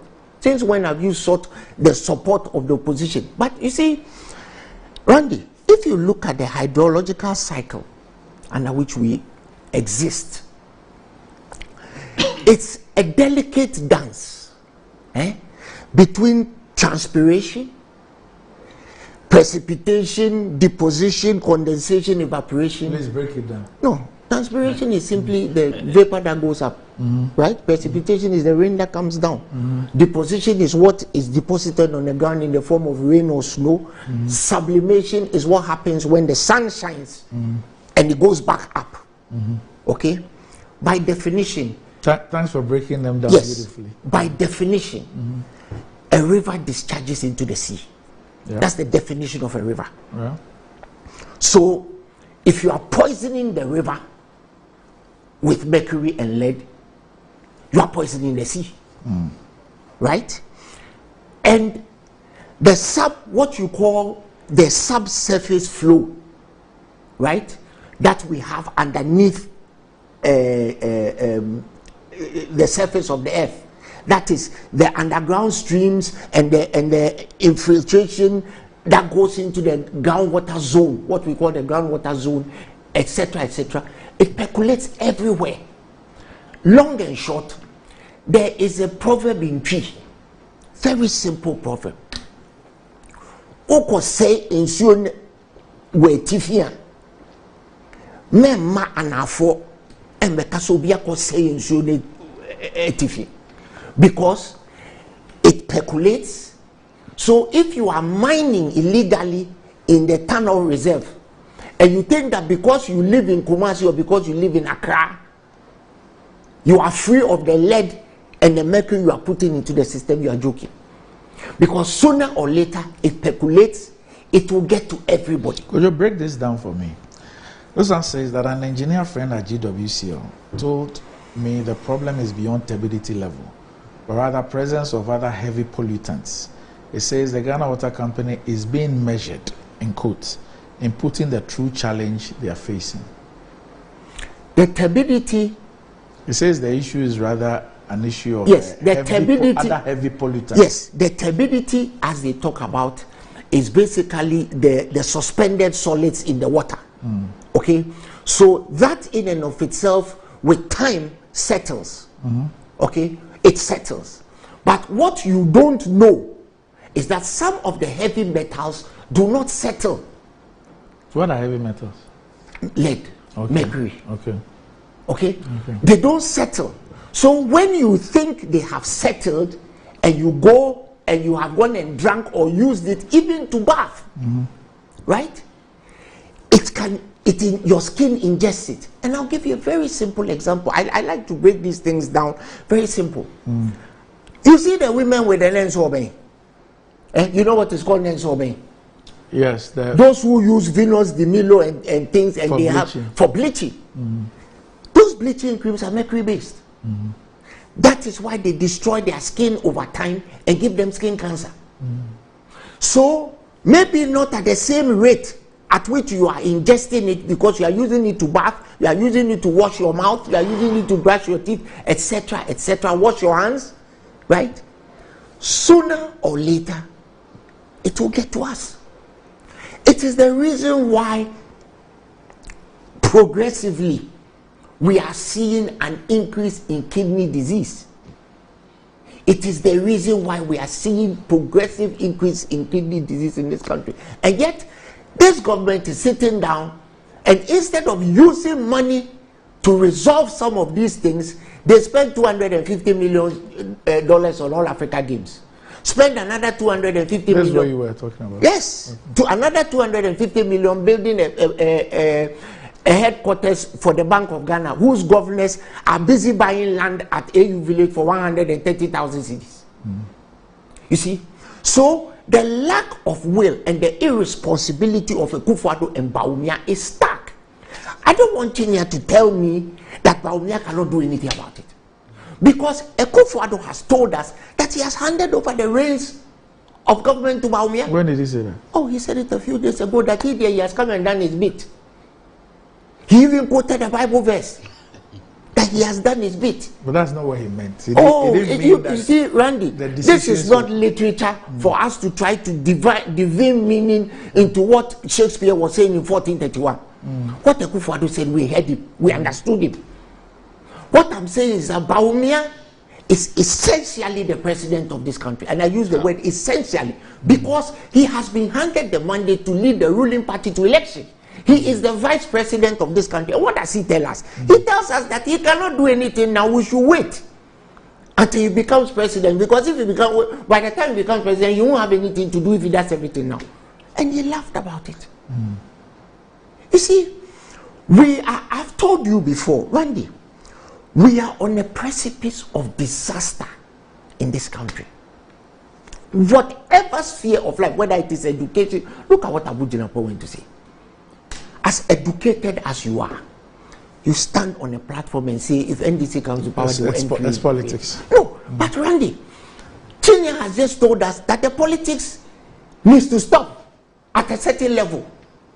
Abu Jinapo is one of the smartest human beings I've ever met in my life. This is beneath him. Right? Abujinapo is a physicist. Never mind the law. He's a physicist. This is beneath him. But what I'm saying is that if we think that we are sitting in Accra and so we are safe, or we are sitting in Kumasi so we are safe, we are joking. I can give you a full tutorial, and I can even give you calculations of how long it will take that groundwater to be contaminated. We are all digging boreholes. Today, when you come to even airport residential area, everybody is digging boreholes. Right? Mm-hmm. And by the principle of what a semi-permeable membrane is, when the water moves in one direction because of density. Now the man is bullying us. No, I'm not bullying you. Because of density, right? Sooner What's or the later, meaning of all what you said? Oh, what is a semi-permeable membrane? Yes. Your skin is a semi-permeable membrane. Yes. So break it down. So say it that way. When you put cream on your skin, it only moves in one direction. Okay. I'm saying that sooner or later. Relate that to the borehole. Sooner, yeah, you are digging a borehole, you are entering the ground. So that's Professor Sampini, who I spoke to last year on the I show. had to yes, Professor. and he did the study. Yeah. In the mining areas and how it was affecting fetus and yes, unborn children and all those things. Yes. Randy, if you dig a borehole, what you are trying to do is you are trying to get to the groundwater in the ground. Mm-hmm. And it is the same subsurface flow I was talking about that will bring the minerals from NG to Accra. Yes. So after a certain while, Junior, the borehole in your house that you think is safe for which you are drinking the mercury too. Maybe you are drinking it in less quantity. But over time, you will get there. So it's not just about going to drink Obadana that's going to give you kidney problems. You are going to drink water, use it to bath, use it to brush your teeth. Those who do ablution, very soon the mercury will get into places where you don't want to get it. You don't want it to get to. So the important thing is to stop this disgusting habit. Randy, at a point in my life when I was a kid, my father was the managing director of Aboso Glass Factory, right? We used to live in Aboso. In the Western region. Western region. And the miners, the illegal mining was petty criminals were doing it. So they used to bring my dad this black rock that had gold nuggets. They come, they say they are dashing it to him. He said, but what am I doing with this? Take it away. That is what now people in government, people like Wontumi, people like Kejemfua, people like John Boedu, and the former environment minister. John Boedu is not. They themselves said he was doing it. No. Allegedly. Let's be careful. Allegedly. I've not seen anything that links him to a mining company. Okay, so I'm saying if you read their own document, the Japadia document, they've cited it. You don't use that. You don't mention John Boedu. Anyway, let's take him out. So it is. Let me take him out. But what they are doing is that because many of them at that level are involved in it, the president is unable to tackle it. That is all it is to begin with. Also, Randy, the military, who have been tasked to deal with this thing and stop it, ever since Major Mahama was murdered, who has been put to jail, who has been dealt with. So a bunch of people are arrested, they go to court, they release them, some of them have been charged. Up to today, nobody has been sentenced for President Mahama's murder. Sorry, Major Mahama's murder. Right? Sorry for your loss. But these are the reasons why this thing goes on. Because like you said, some of them said, oh, we ain't going to do baby. Randy, another thing is that where those mining activities are taking place is where our cocoa is. So the cocoa crop will suffer. So in fact, before you go and talk about cocoa and all that, for those who think that this thing is far from, so Alain Berso, IT, he says that he and some colleagues were involved in a study. This study was published on the Monday, April 22, this year, 2024 edition of the Business and Financial Times. It says urban farm vegetables high in mercury and fecal content And the story was filed by Wisdom Johnny Nuekpe. It says an analysis of heavy metals and pathogen levels in vegetables grown using water from selected urban areas of the Greater Accra metropolis has revealed that consumers face health risk linked to mercury, a heavy metal, and fecal coliforms. The study titled Analysis of Heavy Metals and Pathogen Levels in Vegetables Cultivated Using Selected Water Bodies in Urban Areas of the Greater Accra Metropolitan Area was published in April 2024. It examines the level of heavy metals and fecal coliform in two vegetables, lettuce and bell pepper, cultivated using open surface wastewater from drains and constructed reservoirs at various locations within the Greater Accra Municipal Assembly. Using concurrent mixed methods, questionnaires were administered to 67 vegetable farmers, followed by the collection of vegetable samples from 3 urban farm sites. Now, listen to where the sites are: Hacho, Joulu, and the Wager Irrigation Scheme site for laboratory analysis. And the concentration of lead, mercury, and calcium were determined using atomic absorption spectroscopy and microwave digestion of the vegetables, while total fecal coliforms was quantified using the McConkey endo broth method. Results from all 3 sites showed that the concentration of CD and PB in lettuce were within the WHO organization. CD is cadmium, PB is lead. Permissible levels. However, the levels of Hg and fecal coliform count in the vegetables from all 3 sites exceeded the WHO permissible limits, and the study concludes that consumers of vegetables from such urban farms are exposed. So health risk associated with Ag and fecal coliforms. Okay, so you know what Ag is? Yes, what's that? Mercury. Okay.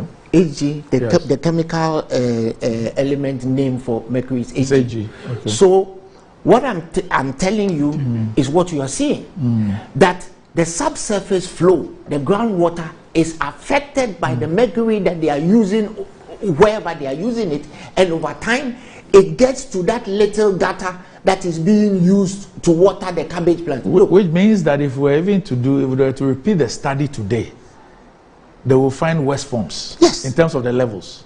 Randy, using water from drains and stuff to grow vegetables has been done since the formation of time. Indeed, yes. there are positives, a lot of positives as to using that, because it's a form of fertilizer, natural fertilizer, right, to use.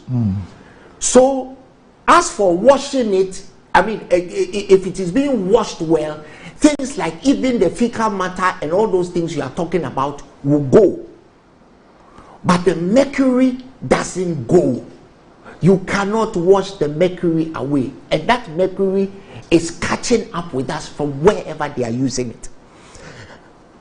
Ladies and gentlemen who are watching this program, all of us are in danger from illegal mining, also known as Galamsey.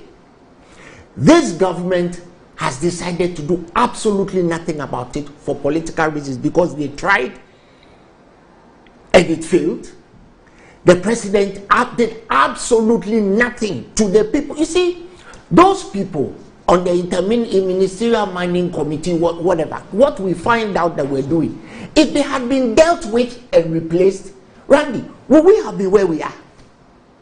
Those people, if they had been dealt with severely as an example to others that may come and replaced, would we have had that problem? And at that time, Kenya, if you people wanted collective responsibility and inter-party approach, the Interministerial Mining Committee, why did you go and put the who is who of Galamsey on it? For them to go back and continue. And indeed, what we have learned, some of us have learned privately, is that that whole interministerial mining thing that they did was actually supposed to perpetuate Galamsey and give mining licenses to some of their people. You see, Randy, another thing is, why are we even still signing those mining licenses? Why? Why haven't we said enough of this already? Right? Why is Abu Dhabi still signing those licenses? Because I bet you, as at today, they're still giving the mining concessions as we speak now. Why are they still doing it? We are all at risk. We are all at risk. The hydrological cycle will not spare anybody. We are all at risk. Why are we doing this to ourselves? This is what happens when you have irresponsible people leading you. This is what happens when you have a government that is only interested in usurping from the public. Randy, let me just digress a little. Yesterday, I sent you a message. Yes. A distress message. Yes. Ghana International School. GIS. GIS. Some people were taking part of that school's land forcibly because it had been quote unquote sold to somebody. When the guards of Ghana International School were resisting it, a policeman from the office of the president. My friends, listen to me. Who claims to be from the office of the president? He doesn't claim. He is from there. I thought he said he's from No, he is from there. Showed up and told the guards that that land had been sold, so they should back off. Yes. Now, Randy, riddle me how a policeman, I don't want to mention his name for the purposes of this program, shows up when land is being sold illegally and says, I am from the office of the president. He didn't even say he's from the lands commission. Already a part of the land has been taken. Has been taken? Yeah, in the last 5 years or so. And The that's what car has park. led to the fencing, yes. The school's car park. Yes. Mysteriously, some of it has been taken. So, when are we going to stop these levels of irresponsibility and graft, where some people have decided It's impunity and greed. It is shocking. Yes, impunity and greed. A school, GIS, has been there since 1952. Only this government has come and their land is being taken. Only this government has come and guards at 2 o'clock in the, they started operation at 2 o'clock in the morning. Right? They started moving trucks in there with bricks and sand. And when the guards were, so the guards in the end made a complaint at Cantonment's police station. Right? This policeman, how does a policeman from the office of the president come to intervene in a matter like that if he has not been given express instructions by somebody in the office of the president to go and do that? He came with a car, the car number was taken. The guards at the place did a very good job. They reported the matter to Cantonment's police station. Cantonment's police came and detained 2 of the people. So, what we are doing, Kenya, what you people are doing to this country is wrong. Look, through all the changing scenes of our existence in this country, we have had governments, some good, some bad, but what you people are doing between 2017 and now, the hypocrisy, the graft, the stealing, outright theft. We live in a country, Randy, last Friday, Samuel Kujoto was sitting here when he told you that the governor and his 2 deputies have bought land at AU Village for 130,000 cedis per plot. 130,000 cedis per plot. I can safely tell you that some of those people who got those plots are turning around and selling it at $400,000 per plot. $400,000 per plot. Why are you people doing this? All right. Why? Okay. Randy. Yes, Senior. Let's be wrapping up. Yeah, I'm sure you have to leave as well. I think that as a country, we have our high point, we have our low point across government. And like I said earlier, we must be looking forward in making decisions that rectifies or solve problems rather than complaining. And I made the point that the role of the opposition is important because when MPP was in opposition, our talk probably was different from us we are in government. When NDC was in government, their talk is different from us are in opposition. And that kind of attitude doesn't help. If, whether in government or in opposition, your style, your attitude must be the same. That is the only way we can get out of this situation that we find ourselves. But when we change based on circumstances, based on whether you are in government or in opposition, it doesn't help.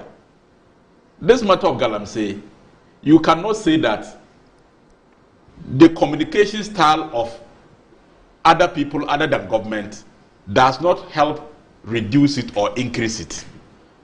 And like I stated earlier, Honorable, you see, listen, you make a valid point, but I'm saying that it is a little too late. Let me give you one example. I'm not going to. It's not late. No, listen. You know the Birim River, right? The Birim River, the Eastern region. Randy, you know it's a sister river to the Densu, right?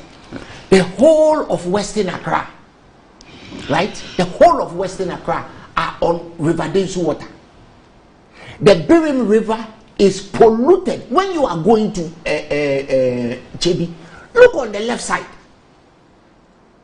The whole of the Birim River is polluted. So what do you think the people who are drinking the Densu River are drinking? And indeed, Randy, do you know that the people on the western side of Accra, those who drink water from the Densu, that Kaneshi and this environment, they are the ones who don't have water problems. You know that. They don't have water problems. It's those of us who live on the eastern side of Accra who have water problems. Needless to say, for 1 week, the last week, we haven't had any water at the area. But let me just quickly round up. So if you are drinking copious amounts of Densu water and you cannot buy Voltic or whatever it is, that what even makes you think that the Voltic itself doesn't have lead? What makes you think it doesn't have lead? You see, this matter should be, it has to end for the collective good of our children and grandchildren, because it doesn't matter how much money you have stolen if you are going to use all the money to fix your kidney. It doesn't matter. You can't even fix it. So Randy, the point I'm making is that it should be a collective effort at addressing these problems, because nobody is an exception in terms of the consequences. And it doesn't matter where you live because you travel. So even as you know that admitting that you live in a place where Galamsey doesn't take place, but you certainly travel to places where Galamsey takes places. And like Koju said, water travels underground, it travels. So water can be polluted at one point and it can move to another point. So even when you drill a private borehole, the water polluted somewhere through seepage can get to where you have your borehole. That is what he's telling you about the cabbage. And nobody uses mercury in Accra. So how did the mercury get to the cabbage in East Lagos? At the end, all of us are endangered. But could you make the point that President Akufo-Addo said he has handed over government to Bawumia? And Randy, I thought you should have pushed him further, because, I mean, there is no way the president can hand over government.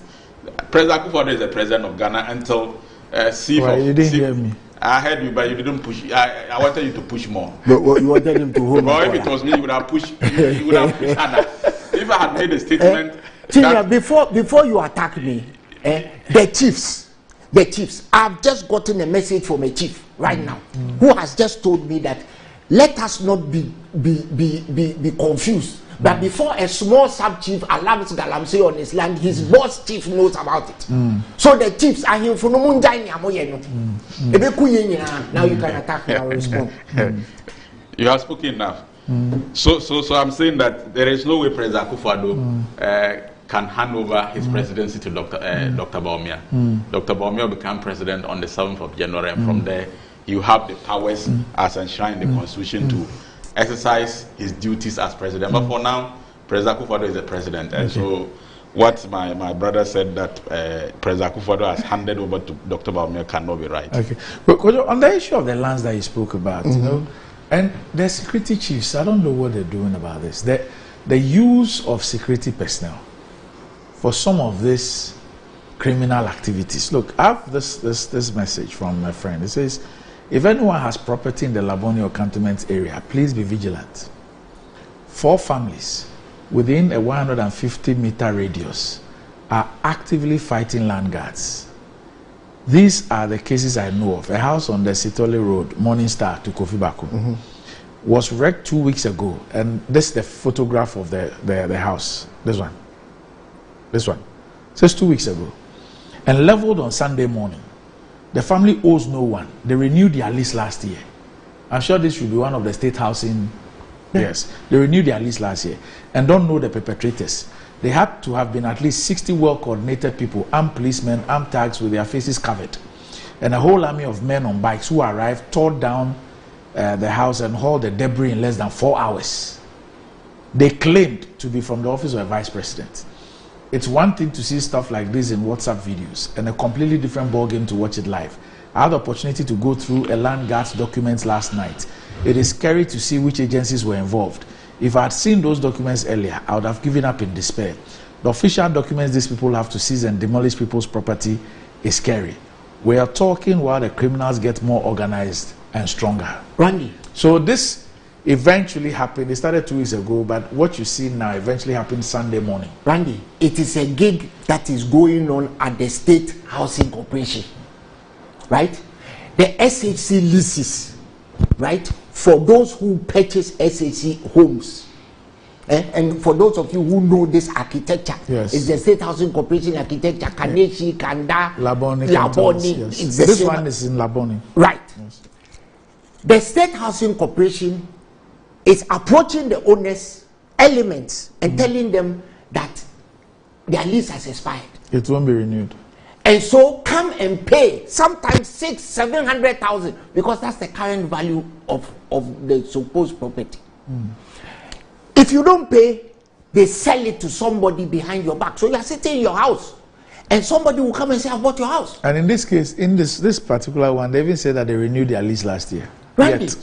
The law should be able to recognize those who have lived in those homes for 50 years, 60 years, generations since Nkrumah time as the legitimate owners of the land, of the house.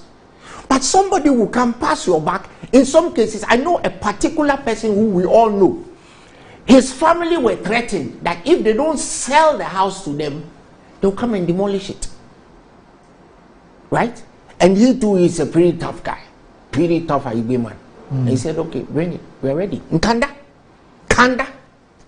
Right? That street. And I will tell you the street is on. You see where the post office is? Yes. That street. You see, this thing has happened to Achimota school lands.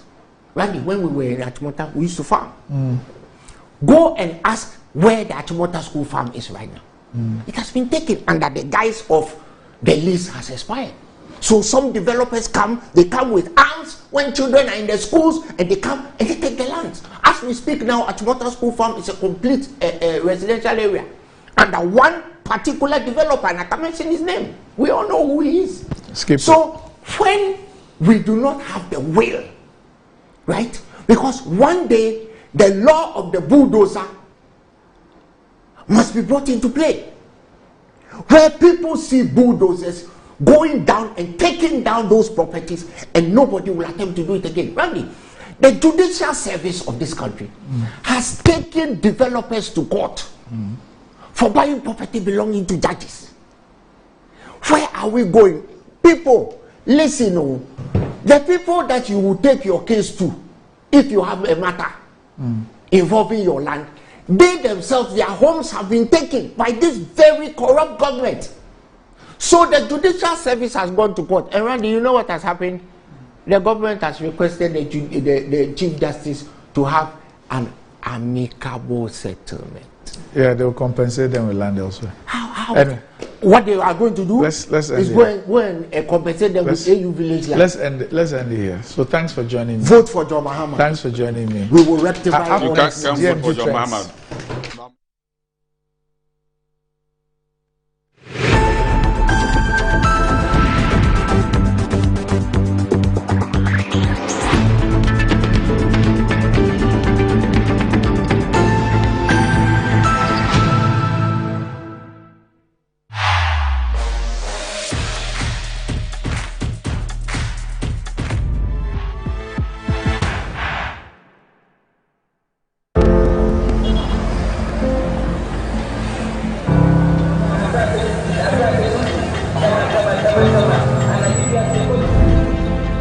There's no feeling quite like wanting something. You see it when you close your eyes. You feel it against the hairs on your skin. You smell it mingled with the wind. You know it's yours, but you just can't seem to reach it. Until you can. Whatever the dream, we can make it happen. So get out, get started, and make we do our.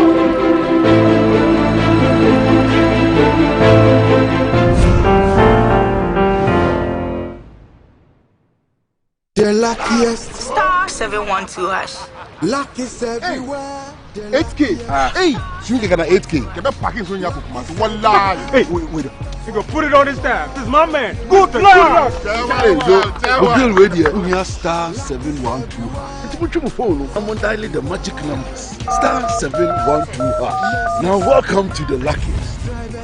And now with me at home ticket. You can buy for yourself or your loved one. Mommy, tell mommy who's here. You're buying for me, right? Or who else? Oh. Let's choose buy tickets for others. Love you, boo boo. Maybe straight to option 4. Now you need to buy tickets worth 50 Ghana to qualify. Yes, you can buy random or preferred tickets. I'm choosing random tickets. Listen, if you buy the random ticket, the system chooses a random number for you. But if you buy the preferred, you get to input your own preferred 5 digits. 5. Baby, give me your 5 numbers. And how much are we buying? Babe, look at the body and buy you. With your body, Hey, never. Tread cautiously. Now follow the prompts. Now the luckiest. The luckiest is regulated by the NLA on the Caritas platform, not for persons below 18 years. TNCs apply. Choose the perfect prize every week and stand to win your choice of exciting prizes. All to get more of what matters to you. Exclusive to Betway. Betway, get way more. Terms and conditions apply. Regulated by the Gaming Commission of Ghana. No under 18.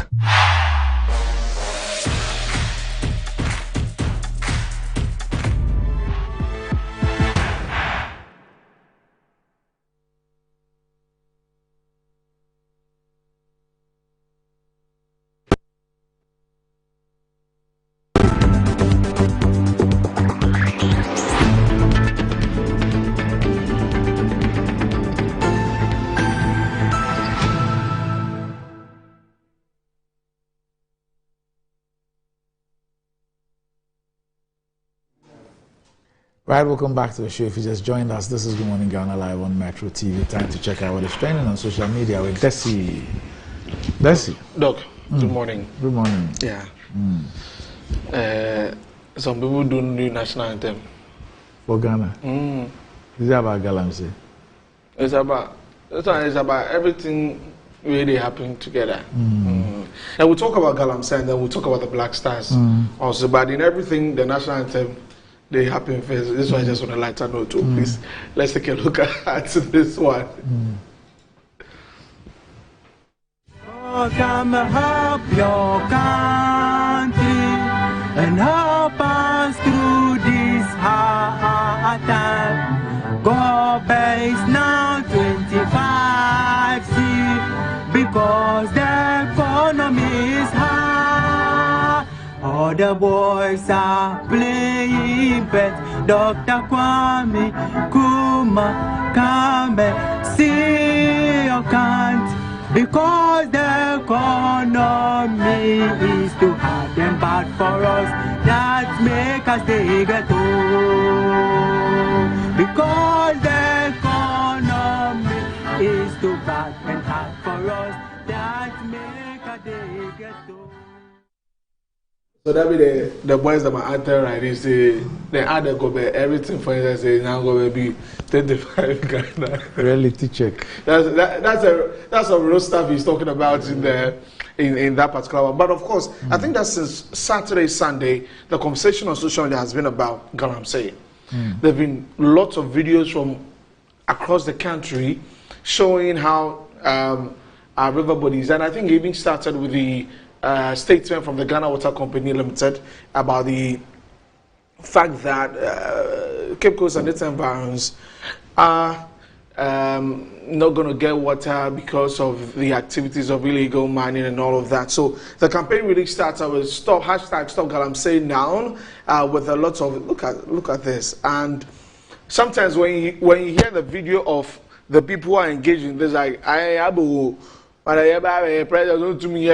all of those things, when you hear some of these things, then you see that we have a long way to go with that. So those are some of the comments. This one says that the older generation has disappointed us. Okay, this one says that I strongly recommend the water in these Galamsey towns and regions to be given through their pipes, right, so they can see how they have sports the river bodies. This one says when Galamsey was banned, didn't we all see the turbidity of our rivers improving? Let's deal with Galamsey first, and then we can talk about climate change. By the way, by clearing large masses of our forest reserves for Galamsey, we are causing climate change. It's a cycle. Dennis writes in that. And moving on to the next one. Wadamaya says that the huge elephant in the room that everyone is refusing to address is who are the people behind Galamsey? Hashtag stop Galamsey now. Doc, it's become very disheartening seeing all those videos. We are pretending that we are not a failed state, to be honest. Look, yes, I mean, from a national security point of view, the issue about terrorism and the money we spend on terrorism and some conflicts and all that, I'm not saying it's not important. Yeah. But look, the Galamsey issue, in my view, is worse than the threat of terrorism. It's worse. It's far worse than the threat of terrorism. And if there is any, and you see, the point is that this whole thing, this thing thrives, it gets worse because of impunity. Yeah. Impunity arises out of inaction. Yeah. I hope you understand. So those who are engaged in nothing is done to them, so others think, yes, we can also do yes. So you heard there's one of the videos that we play where the guy say they won't stop today, they won't stop tomorrow. And that if you can't stop the Chinese people from doing it, why do you want to stop them, the indigenous? If others can come from elsewhere to come and do it, then why not them? Or you understand what I'm saying? Yeah. So it's that, and it's like we're in a rudderless ship. It's like there's no leadership. There's nothing. There's nothing. I don't know how people wake up and call themselves leaders when you have such level of impunity and you have such level of degeneration. And this one will affect everybody. Koyo Chumbafu made a point. He says, look, what's the point in amassing all the billions only to use that to be treating kidney diseases and others? That one said, those who have money. I don't know where this level of greed. Look, the level of greed in this country, even Lucifer, I am sure, even Lucifer is astonished. Even Lucy Bonsam, he will be astonished by the level of greed. It's crazy. It's crazy. We don't need to fight this head on. But we tried. Galam stop no go. Please. Charlie. Didn't we see the regional minister and the member of the parliamentary candidate talking to the miners and telling them all the things they told them? Yeah. That was in the West. Were they not those who announced the first time that we heard that all those interventions by the military, everything has been stopped? And is it not the truth? So when was the last time you heard of an operation? Operation Galam stop.